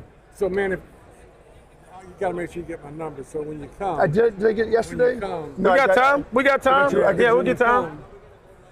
Do you know B-Mac, Brian McCray? Yeah. You got to know Yeah, I Mac. know. So he's, because I want to go through I haven't gone. I told you I worked there When you for come, summer man, and I if didn't you even guys go. come, I'll have Bob do the tour himself. Oh, man. Put your stuff in there. Oh, Yeah, man. I'll have Bob do the tour. Oh, that's, Okay, yeah. that's strong. I might go sooner than you think if he's doing it. That's strong. Yeah. Ooh. Yeah, if I know Chris, you guys are coming, I'm can gonna have you- Bob be Okay.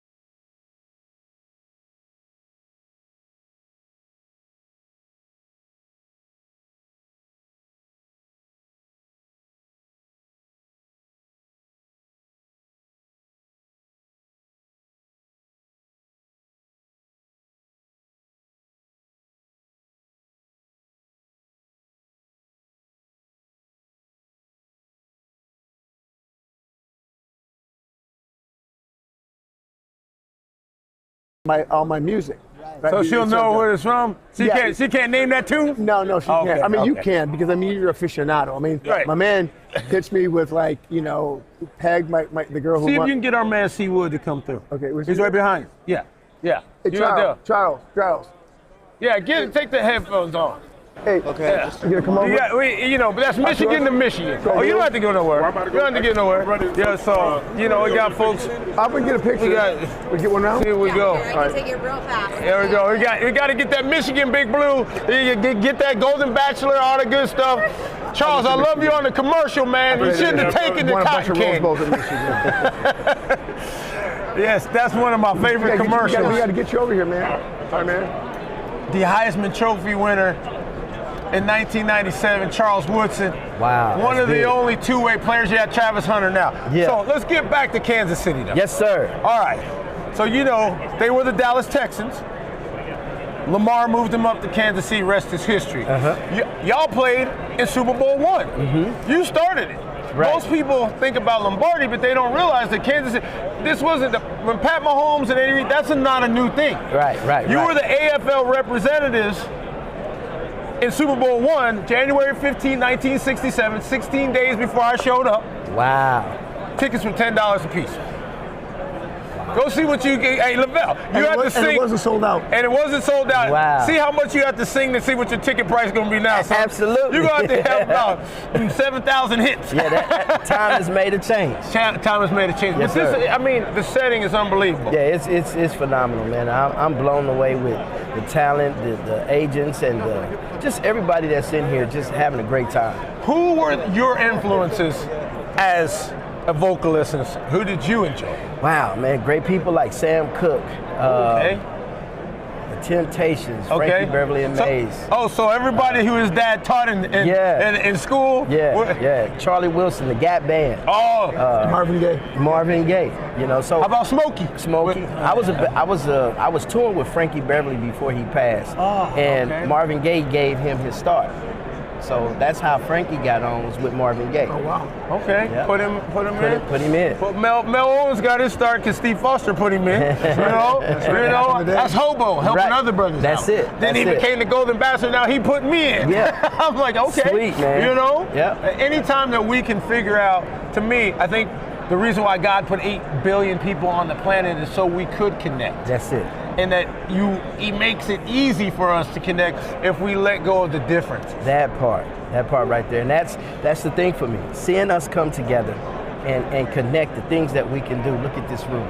It multiple languages. Right. And multiple countries, continents, all love the fact that there's a Super Bowl Sunday. Absolutely.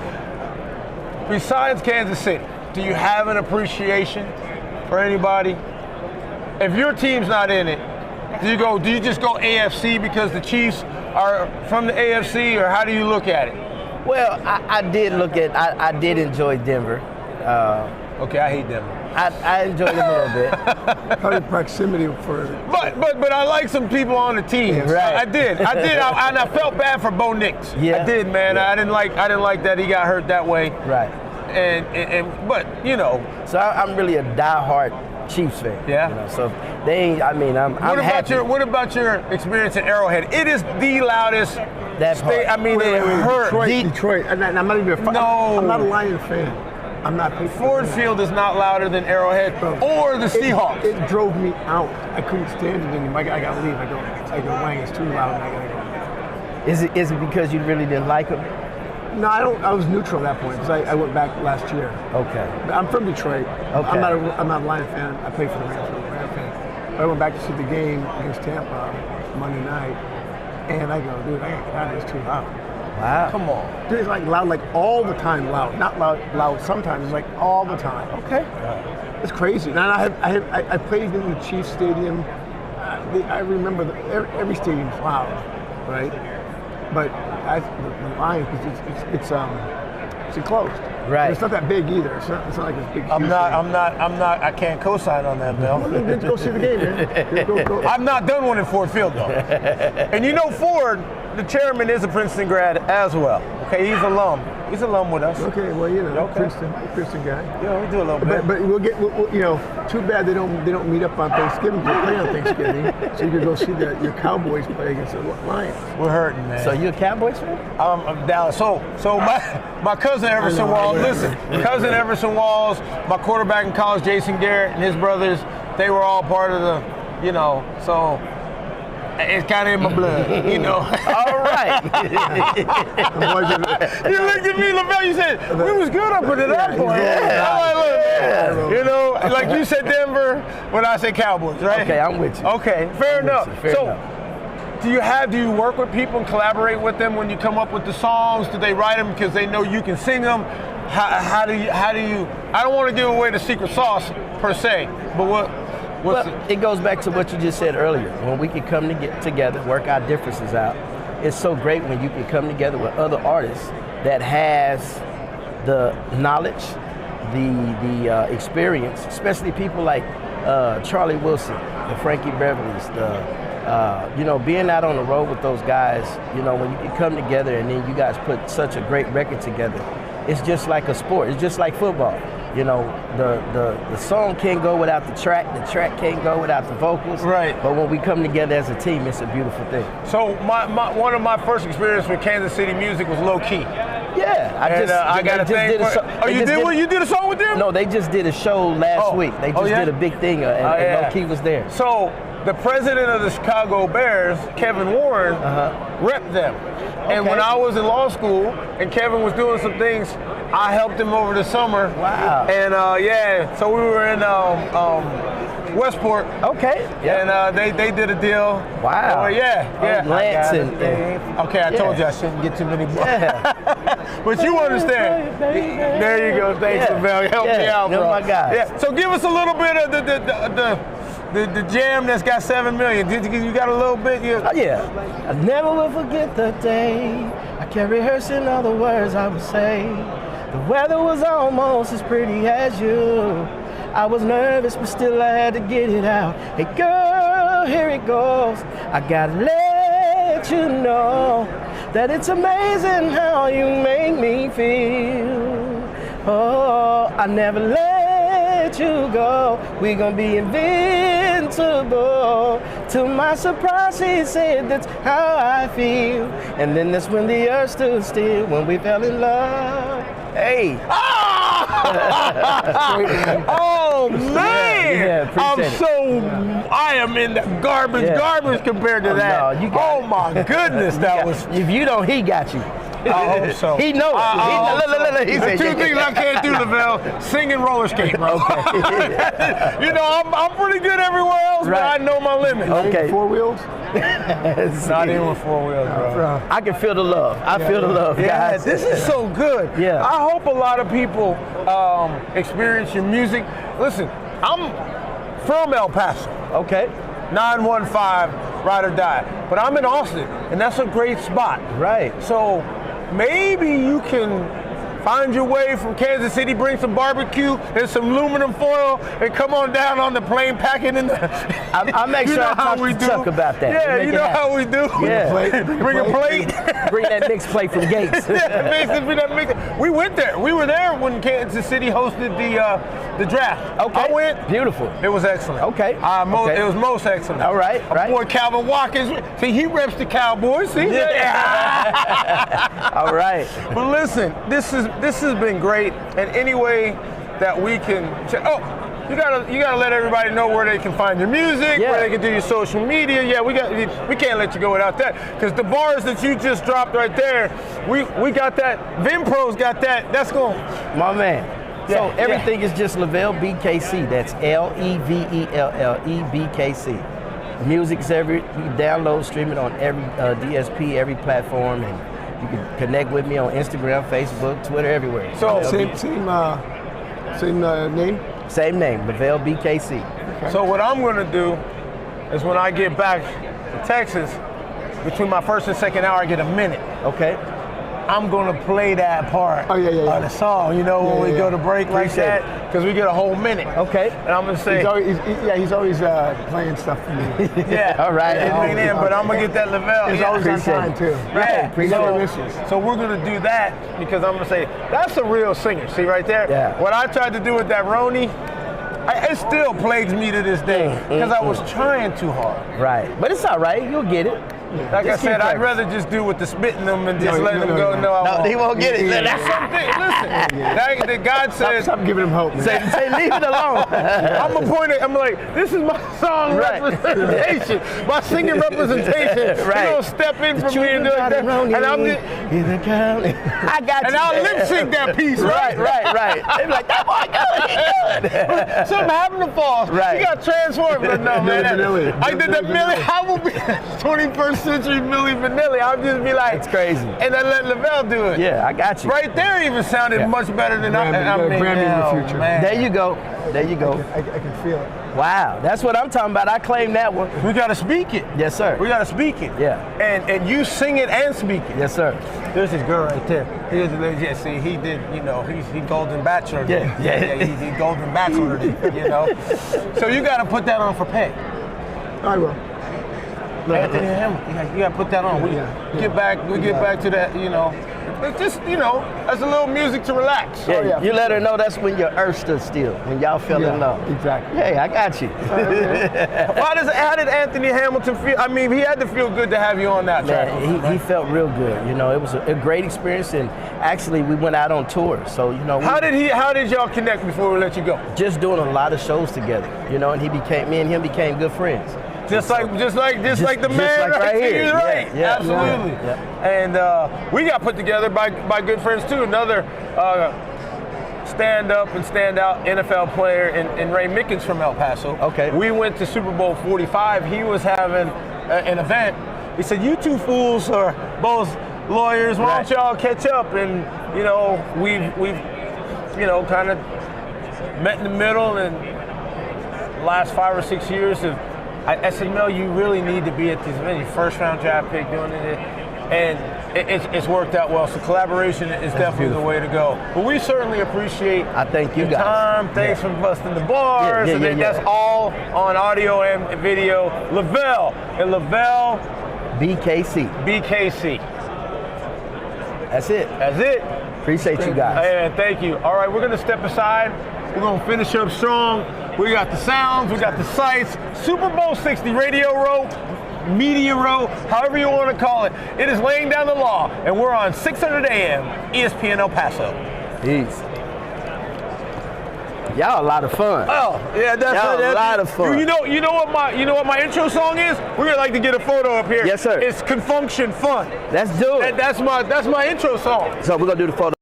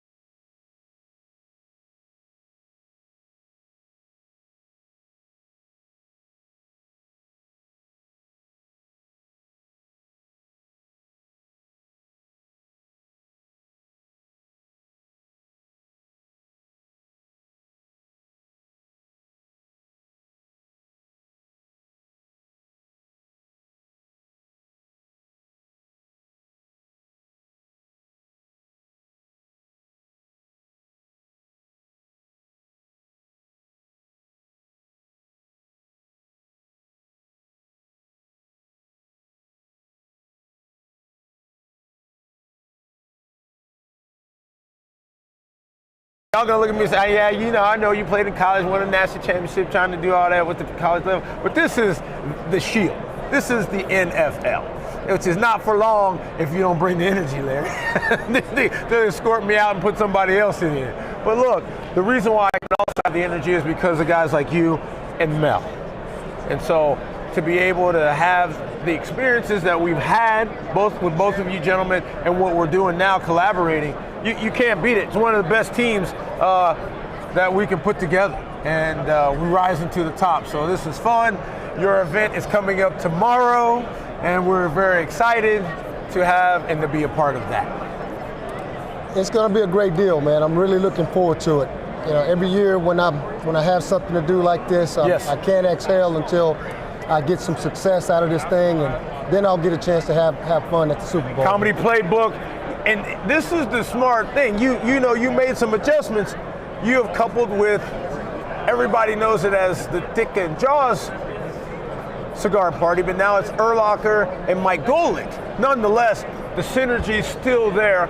One of the premier events, and the Comedy Playbook, which you are leading, will be a part of that in collaboration with the cigar party. So we're looking forward to that, looking forward to how you brought out the best in a panel of former celebrity NFL stars, and yourself included. So a night to remember, man. Shalimar. Make this a night to remember. But how are you enjoying today? You got here, you have to, you know, see some of your former teammates and some of the guys that you played against and things of that nature. What's the feeling you get when you walk into an environment like this? Well, you know, I'm sure Mel could tell you the same thing, that whenever you get around guys, former players, guys who speak the same language, it's always a good time. It's like a reunion. Even some of the guys that you talk to that you recognize that you didn't necessarily play with, right, but you had a respect for, right, watched them from afar. You know, this is just a kind of a big party, man. It's always great. Super Bowl this time of year, guys getting together, man, you can't beat it. No, and now they have the Pro Bowl. They put the Pro Bowl games in yesterday, and they had practice on Monday. So it's kind of, you get a kind of a double dip of professionalism from a football perspective. Yeah, definitely. You know, you asked me about former players. I got the opportunity earlier tonight or today to talk to Christian McCaffrey. Oh, CMC, okay. Him. You know, I never met him before. Walked up to him, tapped him on the shoulder, told him I respect his game. He said, you respect my game. So anytime you get that mutual respect from player to player, like I said, as Mel can probably attest to, you know, it kind of brings you back, man. Brings you back. It's very nostalgic. Well, you're a Pro Bowler and a Super Bowl champion, Larry. So let's not sell Larry Sanders short. So CMC's dad, Ed McCaffrey, and yourself, that's what he was looking at. He was trying to be that. Doing a really good job. You know, Mel has young men that are going to look towards him, and they're doing their own athletic careers. I have a 7-year-old that's going to ask for all the pictures and everything like that when I get back. They're always looking towards someone to be a stand-up example, and I love it. I love that Watson wants to look at the different folks that I know, like y'all, and see some of the things that I've done as well, and then have him do his own thing. So I know it's such a fun atmosphere in leading the trailblazing for others. You know, I want to say this, and you know, this is me being selfish. Yeah. And proud at the same time. I look around at this, we built this. Right, Larry? Right. I mean, we are a big part of this deal. Right. Right. I went through 2 strikes, 82, 87, right? And the dudes are making a lot of money. I ain't mad at them. I make as much money. I had my fun. Nobody can beat my time in the league when I played from 81 to 92. Can't. I had more fun than anybody, right? And I look around here, I go, you know, look what we've made this place. I mean, selfishly, yes, you know, but it's the football players, okay? Yes. Everybody here is because of us. They're here to see the game. This is what the game has become, and I love it. But I'm also going to take some credit for it too. You know what I'm saying, Larry? I think you're right on point, Mel. You know, we have a piece of ownership for the game based on the sacrifices that we made. You know, and again, we didn't make the kind of money these guys are making now. We did well in our day. And it's not all about the money. You know, it's about the sacrifice and how much we loved it before we played and then when we played, and then afterwards, and we see the byproduct of this. And I know you've been on a million of these media rows, and it's getting bigger and better every single time. And we built this. Hey, that's a great way to look at it, man. That's a great. I don't think I've seen it this hyped up in recent years. This is exciting, man. I don't know if San Francisco brought this out. Well, you got that 10 number. So 60, 50, 40, those 10 numbers, it's in the fives too.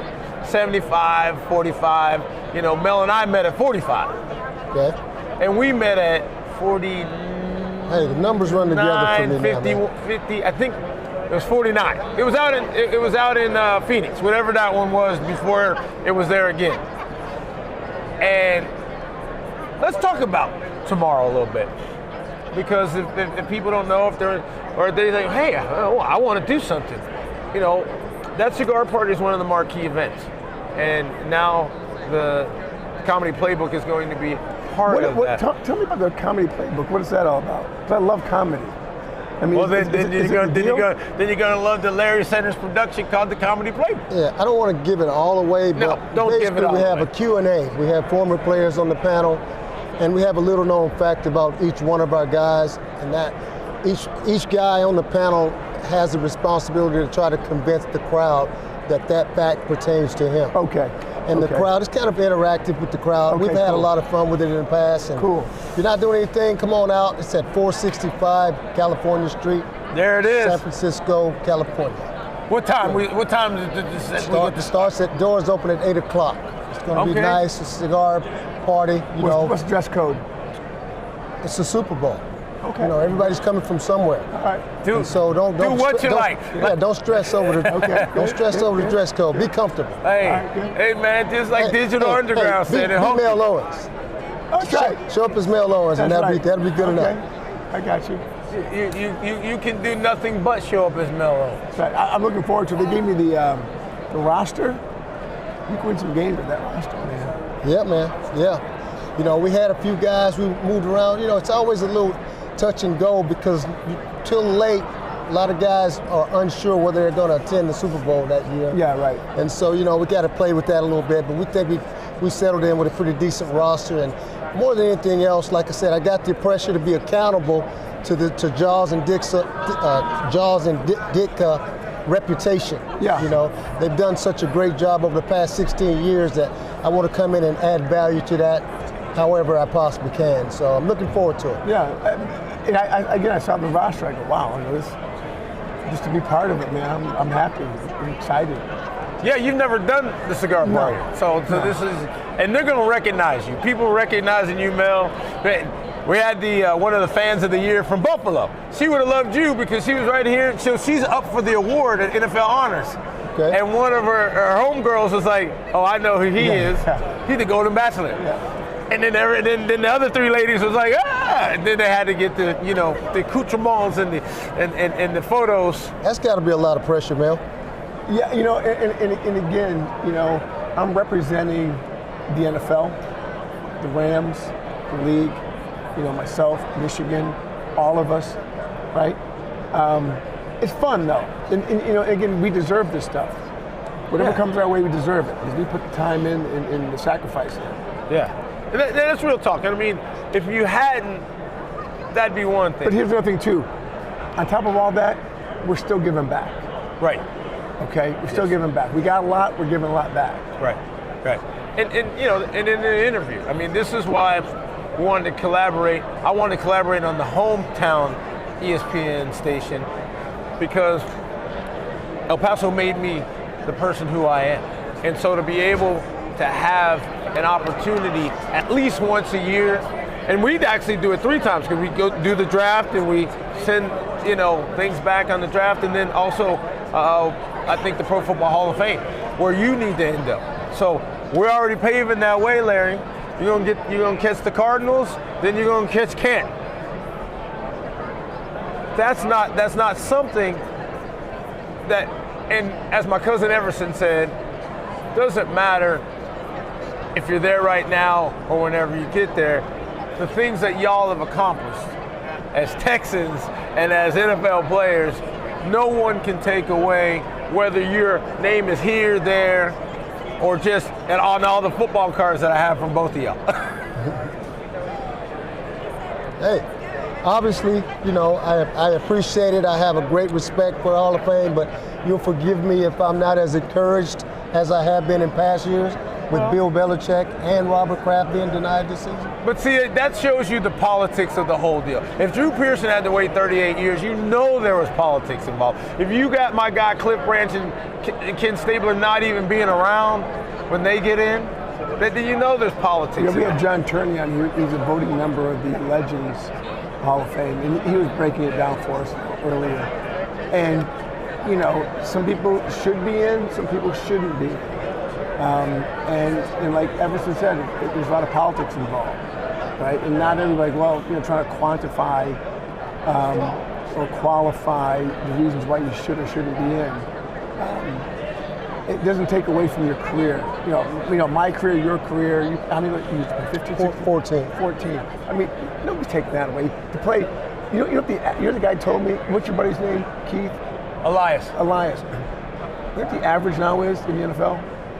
About 3, 4. 1.8.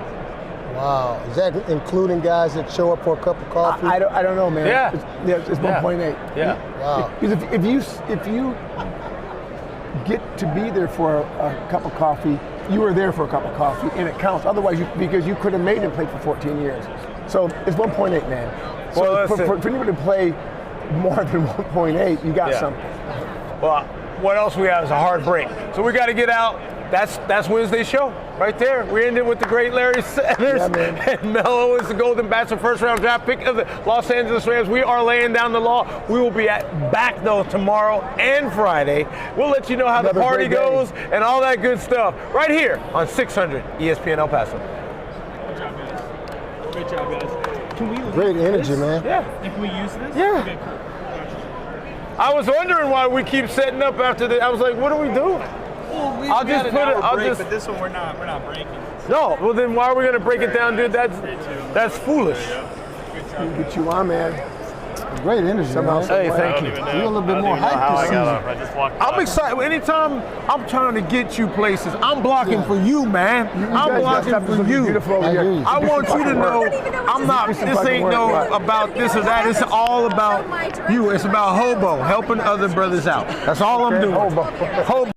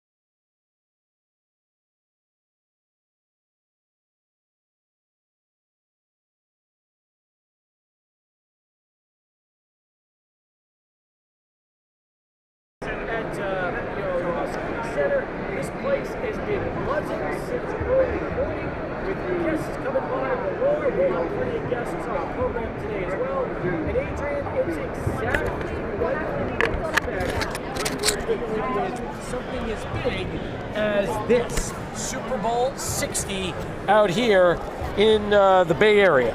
It's wonderful to be out here again. It's day 2 here for us. This is a lot of fun, man, because we are sharing this booth with Laying Down the Law, and they just finished up their show. We had a 5-minute turnaround. We got it all taken care of in less than 5 minutes. We made it all happen. We're super happy about this. We're super appreciative of everything right here. Foss work in the room. Great guests on Laying Down the Law all show long, and now we get a chance to flip and turn the page, and now we get a chance for sports talk ahead of basketball. By the way, for the UTEP signing class, it's headlined by E.J. Colson. None of the guys who UTEP got today it wasn't a big surprise. Signing day used to be a big deal because it was like a magical reveal of all these new players with social media, with all the On3 NIL people out there who are reporting on guys and transactions left and right. Yep. It doesn't have the same flavor as it did before, and I still lean on it that E.J. Colson will look to be the face of UTEP as their starting quarterback, as their primary gunslinger, and he's going to be kind of the focal point of this entire signing class. And we've had a chance to already talk to EJ. In fact, we saw him at the UTEP basketball game. We've also had a chance to have him join you on Sports Talk not that long ago. In fact, it was last week. And EJ, he's got a great personality, somebody who is really, I think, ready to embrace this role as the man that can lead the Miners offense in 2026. You think about the UTEP right now and where they're at just as a team. They need a spark. They need a jolt with them. And I think that's what E.J. Colson could provide. The bottom line, though, is can UTEP win games with them? Can they have success in a brand new conference, in a brand new league, in the Mountain West?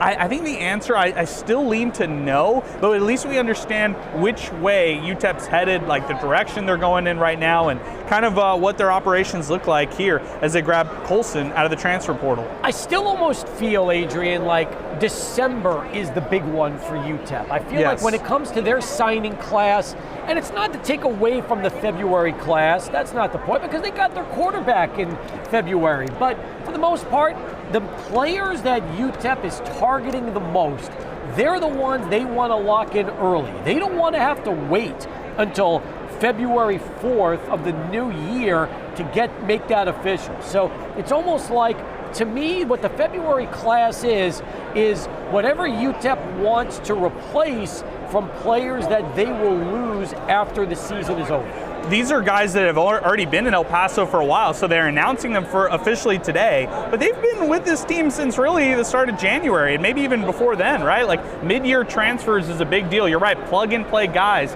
You had so many players turn over on the offensive side of the ball, and even though defense retained some players, a lot of experience on both sides, inexperience, I should say, on both sides of the ball. So I want to see what UTEP could do moving forward.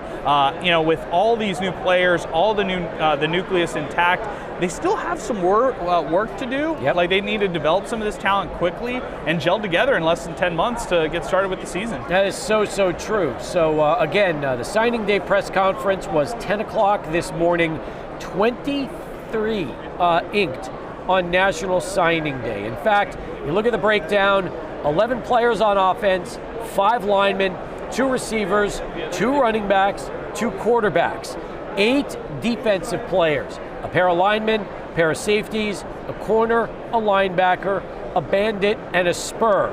And then they also grabbed 4 special teams players. They call it WeFence, and that's a pair of kickers, a long snapper, and a punter. So, when you're Scotty Walden, you fill in the parts now. They were able to grab guys out of the portal, some guys that I'm excited about in a big way, players that in the sense of Tavares Jones, going to be returning to El Paso after spending the previous 3 years at Missouri. So that's exciting in itself. But there's other names on this list that are going to also be, something that Miner fans are going to be excited about as well. Jackson Bradley was a name today that stood out to me. Cornell standout, who's going to be playing his 5th year at UTEP, his final season. 6'5", 305, offensive lineman. They need offensive line. They need help up front. That's where you're going to really look at them. Carver Cheeks, Royal Capel, those are 2 receivers who are going to join E.J. Colson in that offense. So they're going to be hoping to be immediate players. And then what are they going to do about kicker, right? I mean, bringing back Carlos Arriola, like can the Clint product continue, or are you going to throw in Parker Cushing, who's coming in as a kicker and punter out of Houston, and he went to Peru State College. Not sure of that, but as far as field goals go, 12 of 13 last year, and maybe he can contend for that vacant spot. They also added Cade Hector. I think he's the guy. I mean, UT Martin, Sydney, Australia. He's a senior, so I think they brought him in, especially when you look at 15 of 17 with field goals last year, so the accuracy was big. But the thing is about Hector, his long was a 41-yarder. So he's more of that 20 and 30-yard field goal guy, but he was very active, made every point after, which was big. He actually played against UTEP this past season. He kicked a 21-yard field goal in that game. So he's a guy that is from Australia, but has that experience. Spent a couple of years at Bethune-Cookman, then he goes to UT Martin. Now he'll just add to that veteran experience at the kicker spot. I look at LaTristan Thompson on the defensive side, redshirt sophomore out of Utah. He played 12 games on special teams primarily. Lamar Sperling, he's coming in from Buffalo. That's another name to kind of keep an eye out for. These are guys who are all, like we mentioned, like we referred to, plug-and-play players. The one name that stood out to me, Sterling Miles, a 6'4" pass rusher that is going to come to UTEP from Eastern Michigan. Played all 11 games last year, 2 tackles for losses, a sack, 2 hurries, and a block kick. This is the game changer right here. This is the guy you throw in that exact Udoka Izani spot, who could rush the passer right away for UTEP and contend for a starting spot. So a lot of different names on the roster. As far as this transfer portal goes, we've known about a lot of these names, so now that they make it official, 23 on National Signing Day. Here's what's fascinating to me, okay? Places these guys came prior to UTEP. Livingstone College, Texas Southern, Cornell, Gardner-Webb, Oklahoma State in Royal Capel, Northern Colorado, UIW, which is Incarnate Word, Peru State College. You like that one? I don't even know where that is. I have no clue. Not the spelling of Peru like you know before. It's a different spelling as well. Yeah, I mean, Western Illinois. We mentioned UT Martin, Northwestern State, Virginia State, not Virginia Tech, Virginia State, Missouri, in the sense of Tavares Jones, North Texas, UT Permian Basin, East Texas A&M, Eastern Michigan, Morgan State, Buffalo, Utah, Texas A&M, Kingsville, Jackson State. I mean, other than a handful of guys, these are all small school guys where it probably didn't cost UTEP a ton, and ultimately they're just replenishing their roster. Replenishing the roster, but also filling in holes. That's the other side. They lost a lot of talent, to your point about the word replenishing. Yes. The offense is completely new, so you need an entirely new offensive line. Andy Townsend, new coach for UTEP on that O-line. They just got a co-offensive coordinator yesterday from the San Diego State ranks, who we talked about on the show yesterday. So Miners going to look to turn the page on the signing class and get ready. Spring ball's right around the corner. It's here, and the Miners need to get ready because they're joining the Mountain West, and the schedule is going to be a lot tougher this year in 2026 than it was in 2025 when they just won 2 games. We got a great show lined up for you. Matt Sims is going to be dropping by. We talked about him yesterday. We rescheduled for Matt. We got a blockbuster program with a lot of terrific guests that are going to be with us as well. Ryan Leaf, Scott Graham from Westwood One. Ryan Leaf, of course, former Washington State standout, number 2 overall pick and quarterback in the NFL, who's from the Believe Network. We also have Linnea Bryant, El Pasoan, Franklin High School. She was a stud. She's now on USA Football for flag football. Can you imagine that? Somebody from the 915, somebody who killed it at New Mexico in women's basketball, is now doing it for Team USA. She has a chance to compete with Team USA flag football in the 2028 Olympics. And not only does she have a chance, I think she has a really good shot, Steve, because she's one of the centerpieces of that defense on Team USA flag football. They are competing tonight in a fan challenge here for flag football, and she's a huge advocate for all the girls flag football players back home in El Paso who are doing it at the high school level. They got to experience it last year for the first time in 2025. This year here in 2026, looking to bring it back, and I think that's wonderful. I think what we'll tackle with Linnea Bryan are some great storylines involving flag football and all that's to come with Team USA. Obviously, we want to thank our sponsors, without whom we wouldn't be here today. So we'll start with our major sponsors. Palo Verde Homes, El Paso's award-winning home builder. Maintenance Unlimited, providing top-notch cleaning solutions since 1977, and 2 other major sponsors for us. Shout out to Spine and Rehab Specialists. They offer a lot of different ultrasounds and alternatives to MRIs. They can help diagnose muscle tears, sprains, strains, and more. They've worked with UTEP Medicine for over 25 years. You can check out their website, spineandrehab.net, or visit their 2 locations off George Dieter and Edgemere, right off Geronimo. Also, a huge shout out to VenPro Solutions. VenPro has been here all week with us here out at Media Row. Jaime, Christian, the entire team who's back in El Paso editing things for us. Our video component is powered by VenPro Solutions. Yeah, we got a ton of other sponsors we're going to mention throughout the course of the show today. 2 hours with you as we get you ready for John Teicher and UTEP basketball coming up here at 5 o'clock with the countdown to kickoff. Take our first time out, come back, and keep things moving. It's Media Row, Sports Talk Live, 600 ESPN El Paso.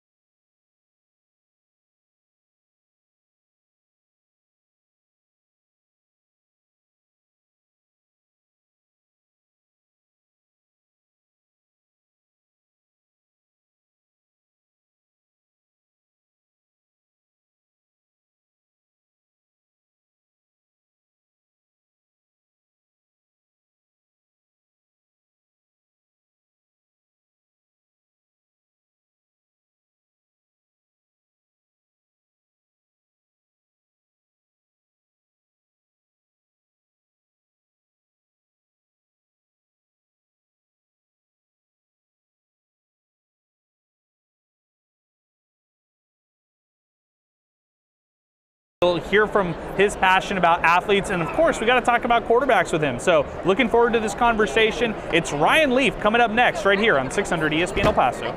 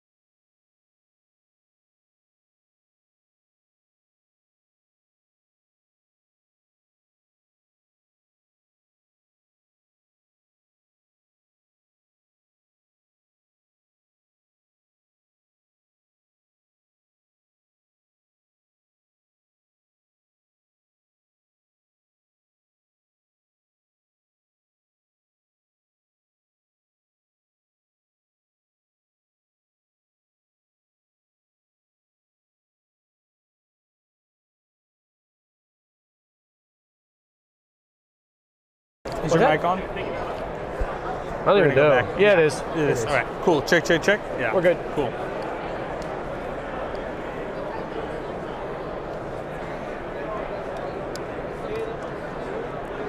I think we should have enough interviews tomorrow if they all hit to help us for Friday's show. Oh, big time.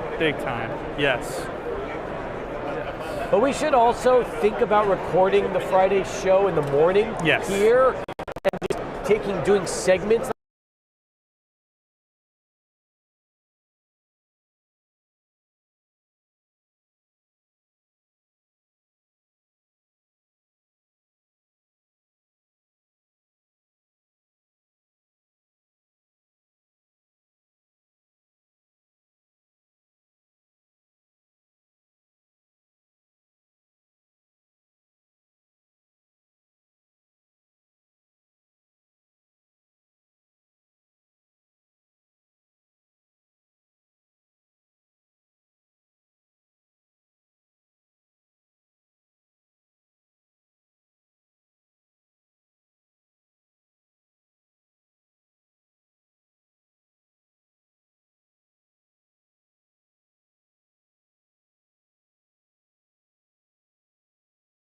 Thanks to spine and rehab specialists, VenPro Solutions, Maintenance Unlimited, and Palo Verde Home. Sports Talk live from Media Row in San Francisco, the road to the big game as we continue.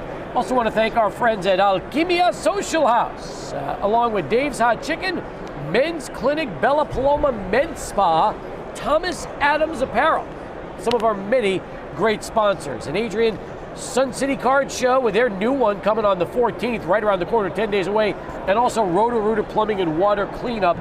Again, a lot of big clients and businesses have really stepped up to make sure we could broadcast out here this week. Don't forget Longhorn Distributing, who got us out here to San Francisco. Want to give a shout out to Union Draft House, $5 23-ounce domestic drafts all day, every day at Union Draft House. Household Furniture, Wyatt and Underwood Trial Lawyers, Chick-fil-A Airway, Smith Center, Sinus Migrate Institute, Pelicans, 915 Tours, and New Start Homes. No, you're right. Again, lots and lots of people that have made this a reality for us, and we're excited about that.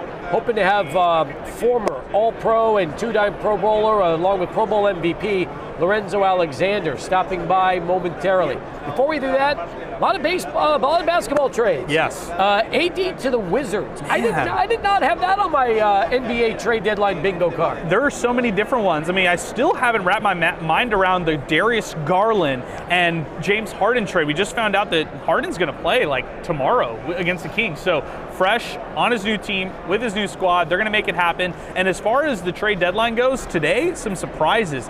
AD, it was like they were teetering on it, whether or not they were going to trade him, yes or no, and the answer was yes. What are the Wizards doing? I guess they think they've got something between Alexander Sarr, Trae Young, who they just recently acquired, Anthony Davis, and they're saying, well, let's go all in on this team right here. Yep. They've got Keyshawn George, who I like, Koulibaly, who's not too bad, and then Rodney Terry's own Trey Johnson, who's in that one as well. But I will say this, they were thinking, the Wizards, what I was reading is they were thinking about throwing in Trey Johnson or Alexander Sarr in this deal to make it work. Instead, they make it happen without giving those players away, but instead, they throw in all their picks. The first round pick that will be in the 2026 selection will be the Oklahoma City Thunder's pick, and then they'll also throw in the Warriors' top 20 protected pick in 2030. So the Mavs looking to kind of retool around Cooper Flagg. I don't want to say it's a teardown, but I think they're going to put Flagg and Kyrie Irving alongside each other. The big question is Kyrie going to have the patience once he's able to come back with that squad to not necessarily be with a contender, kind of be with a group that's outside looking in? And if not, what could you get for Kyrie Irving? There's so many guards in the league, so many guys who can handle the ball, and Jason Kidd is adamant that he will not remove Cooper Flagg's ball handling ability on his side. He doesn't want to take the ball out of his hands. Instead, he wants to keep him as this kind of like point forward combo guy, but he's only a rookie. He's just kind of scratching the surface. So I think they're being very careful about how they build this team around Cooper Flagg here moving forward. For Washington, I just don't know what they're trying to do here. Maybe this is, you trade AD now and then you hold on to him for the summer and then you deal him in the summer for somebody who's desperate. for a center or, for a guy who could help a title contending team. So I guess that's how you can, kind of justify it if you're Washington right there. Chris Paul goes to the Raptors in a 3-team trade today. Yeah. Did not expect that. Jared McCain also to the Thunder for 4 picks. How about also Kobe White going out to the Hornets along with Mike Conley? Yeah, I think, there's some other really good ones like Jared McCain to the Thunder for 4 draft picks. That's the one that's sneaky, right? Because Oklahoma City was telling you there that they think they're a title-winning team again, but they need one more piece. And Jared McCain's a good player, good young player. So that's my favorite one so far of a team in Oklahoma City. And of course, it's Presti. He has all these picks, dude. He can throw in picks galore for any player he wants out there in the league, including Giannis. So they can make it happen. Does Giannis get traded? I'm No. starting to feel more and more like as the time goes by, we're going to see Giannis sticking around in Milwaukee.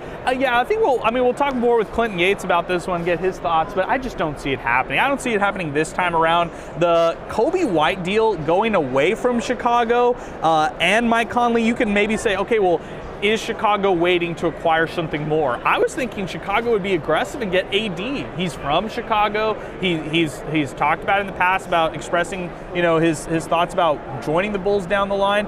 What are the Hornets doing? They think that Sexton's going to be the answer. I guess they're looking at him as the full-time point guard and maybe down the line trading Lonzo Ball. But LaMelo. LaMelo's been playing well as of late. We just saw Jello here not too long ago. You'd love that, Zay. We were going to ask Jello to spit a flow for us right now here not too long ago. But yeah, we're seeing all this movement.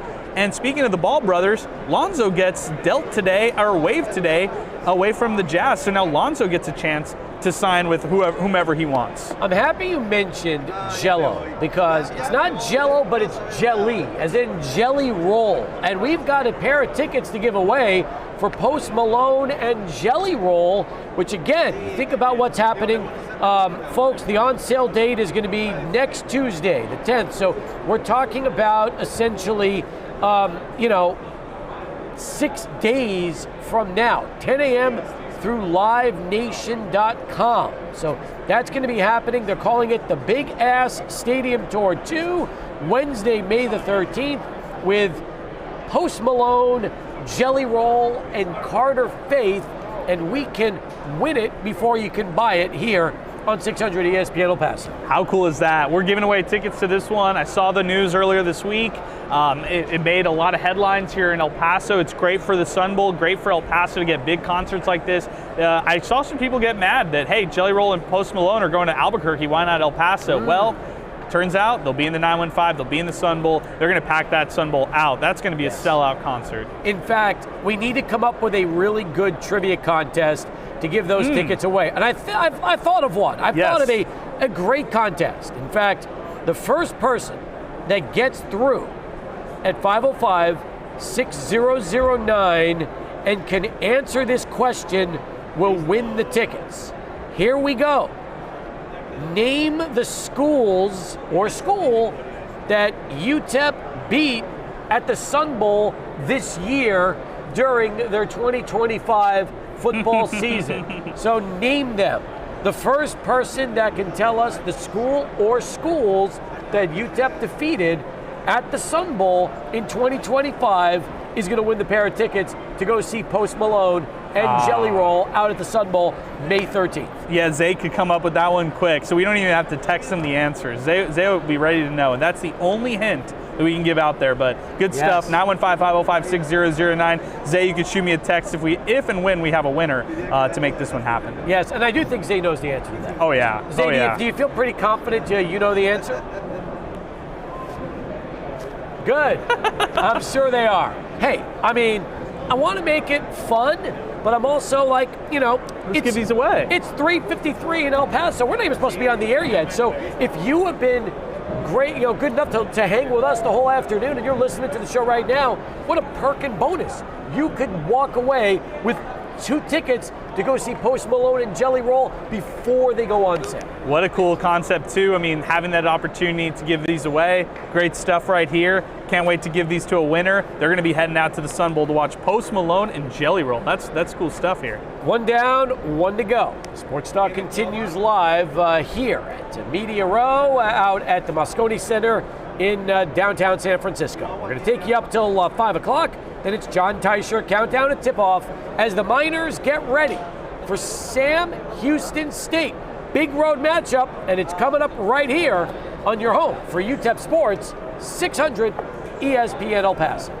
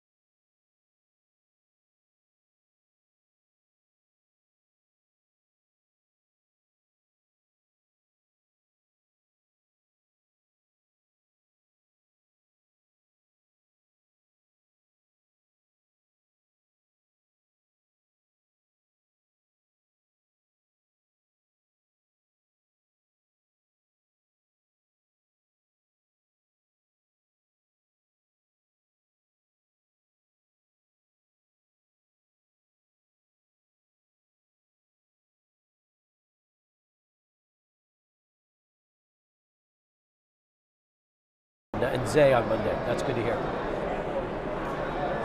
She's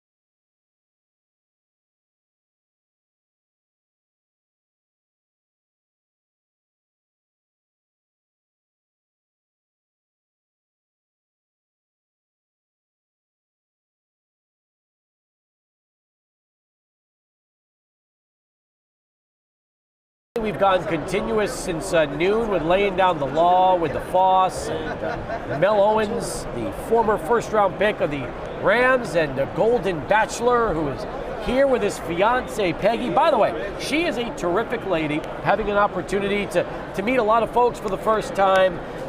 It's very cool because if people watch that show and saw the Golden Bachelor and saw how it ended with Mel putting a ring on Peggy, they are here today. They are here all week. They're very happy, and she's a lot of fun. So that's been really cool. People recognize her. Like, that's the cool part. Like, people are coming up to her and like, hey, Peggy, hey. Like, they know who she is, and then they're also saying, hey, Mel. Like, it almost seems like they have like sides. Like, people are picking sides. But I like the fact that, so we posted that video with Mel Owens on our Instagram account yesterday. He has all these comments from women out there. Like, I'm like, oh, okay. Peg's got to fend off all these Instagram ladies who are in the comment section thinking that Mel Owens is one handsome gentleman. So we need to get a chance to talk to Peggy later today and throw one on our Instagram account to see how well she knows her new fiance, Mel Owens. So I'm looking forward to that. Make sure you're following us on 600 ESPN El Paso on our Instagram account so you can watch some of these videos that we're talking about. And make sure you're watching us live on VenPro and SuncitySitrep as well. That's the way you can watch us live here and in person out at the Moscone Center. And VenPro Solutions, one of our great major sponsors, along with Palo Verde Homes, El Paso's award-winning home builder, Maintenance Unlimited, providing top-notch cleaning solutions since 1977. You talked about the boys at VenPro and what they've been doing.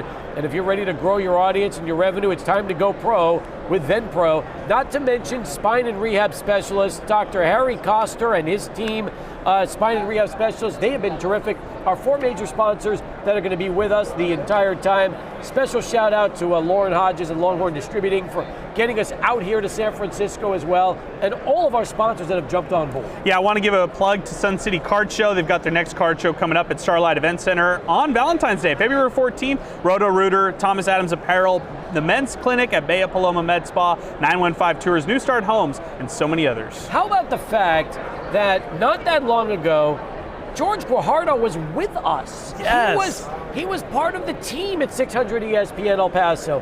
And now here he is out at Media Row, not with us, a different affiliation, but he's got his UTEP pick, he's got his sport coat on, he looks terrific.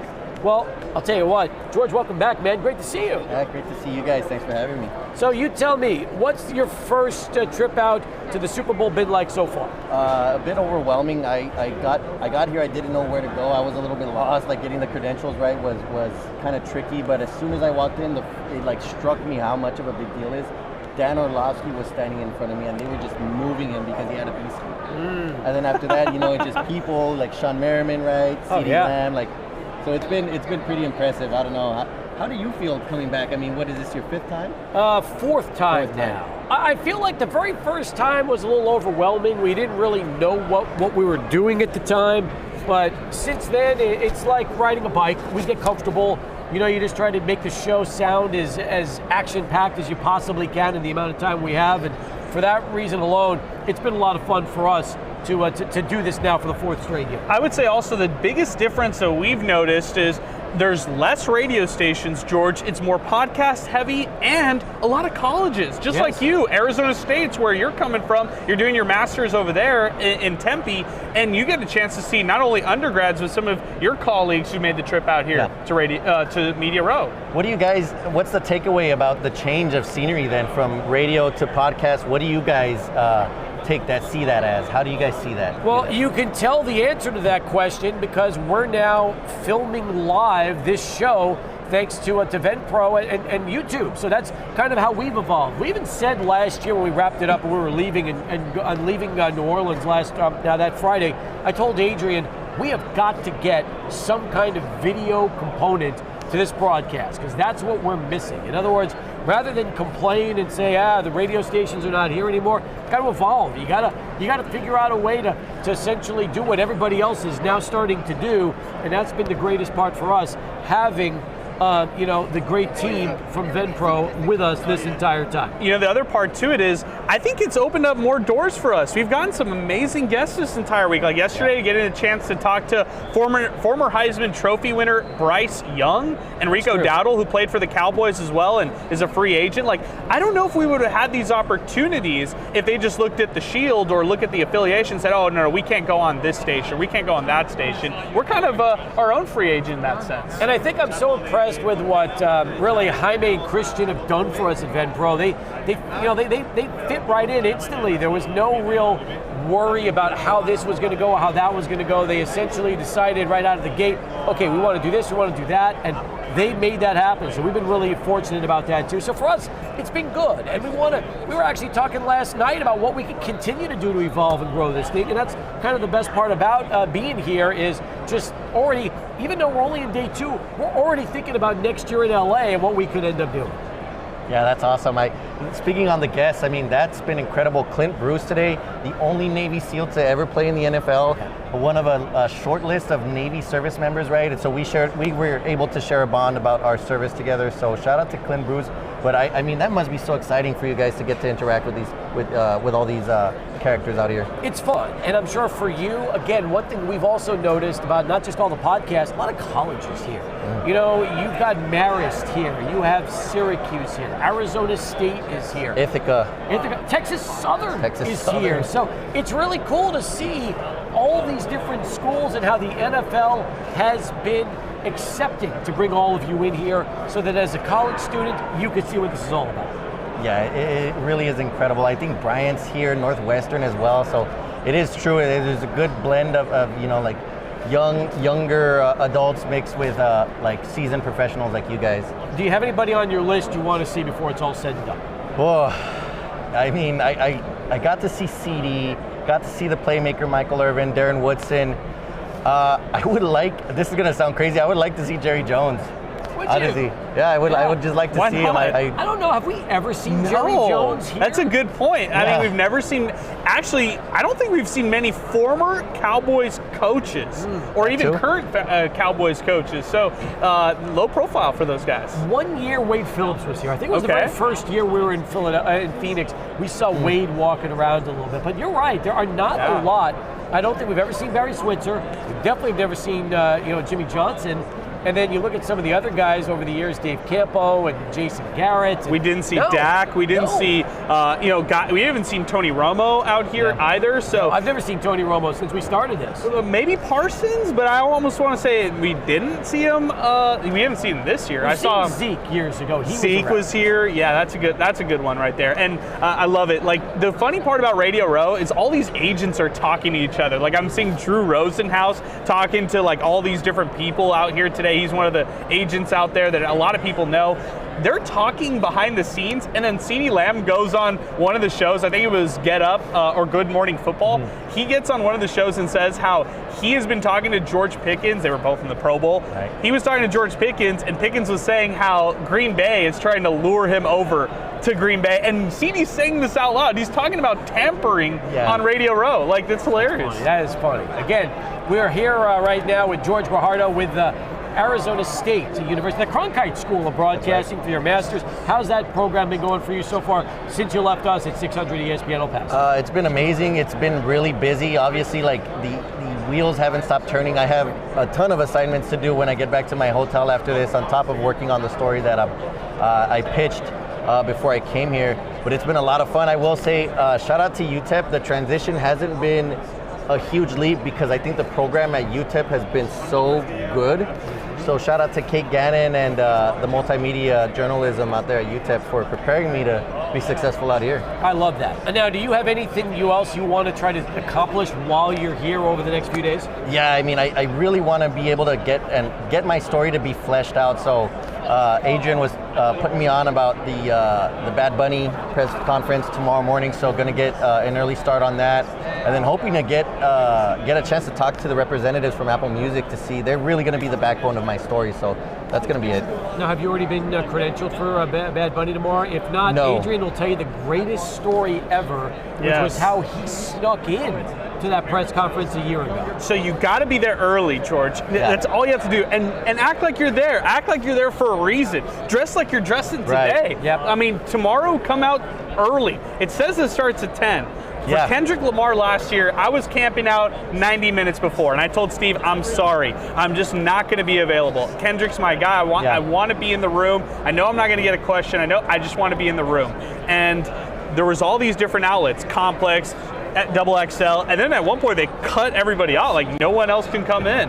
And I had a perfect spot. I had to go to the bathroom really bad, and I held it, and I'm so happy I did so because got a chance to see him. He wasn't a great interview, and I think for Bad Bunny, who doesn't speak a lot of English, it's going to be interesting to see how he carries tomorrow. Yeah. But all the representatives in the building itself, those are the ones to talk to. To your left, you're talking to Complex. To your right, it's XXL. It's like all these different music outlets or just pop culture outlets who are out there. So if I was to give you any advice, get there early. I learned that last year for the Apple Music experience, and they do some really cool stuff. So make sure you're taking a lot of videos because people on social media will love to see that.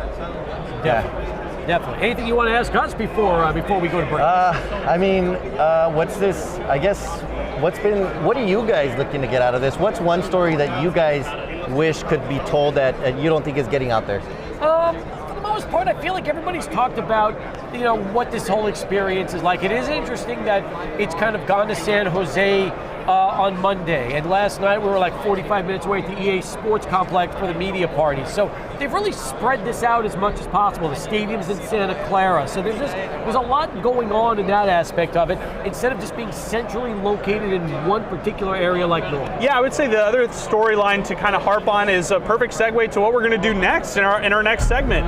Linnea Bryant, we have never had the Team USA girls flag football player on our show. She's born and raised in El Paso. She went to Franklin. She graduated a year before me. She went to New Mexico, starred at the Division I level, was the face of that women's basketball program for a couple years, and now she's parlayed all her athletic abilities to playing in flag football, has a chance to compete for the first ever 2028 Team USA girls flag football team. It's taken us this long to have her on the program, and we're going to have her on coming up in just a little bit. That's so awesome. So yeah, we're excited about that. Well, listen, it's great to see you. Enjoy yourself while you're here. Have some fun, and I'm sure you're going to have plenty of great experiences out in Media Row. I appreciate it, Steve, Adrian. Thank you guys so much for having me. He's George Guajardo here as we continue on Sports Talk. Before we go to break and come back with Linnea Bryant and talk to her, football's biggest game is right around the corner, and you can get in on all the action with Underdog right now in Texas. In fact, there are new promos dropping daily in the app, so if you like making picks and winning money, Underdog is the place to be for the big game. Playing on Underdog is easy. Just head to the app, make picks, and if a player will go higher or lower on stats, touchdowns, rushing yards, receptions, and more. Let's play Kenneth Walker III, 74.5 rushing yards against that New England defense. That's a really good number. In fact, I kind of feel like it's going to be right around that. And I at times thought higher. I'm going to go lower today. Lower than 74.5 for one Kenneth Walker III of Seattle. What are you waiting for? All I got to say is, what are you waiting for? Download the app today and use promo code KROD to score $75 in fantasy bonus entries when you play your first $5 on fantasy. That's promo code KROD. Underdog. Make picks, win money. Must be 18 plus and present in Texas. Terms apply. See assets.underdogfantasy.com/web/playing. Get terms _DFS_.html for details. Concerned with your play? Call 1-800-GAMBLER or visit www.ncpgambling.org. Send it out to Charlie 1. When we come back, yeah, that's right, USA Football and El Paso's own Linnea Bryant. She's here. You'll meet her next as we continue. Thanks, guys. Thank you, That Zay. was We can awesome. go right into Linnea right after the break. You could do SportsCenter right after that, and then we'll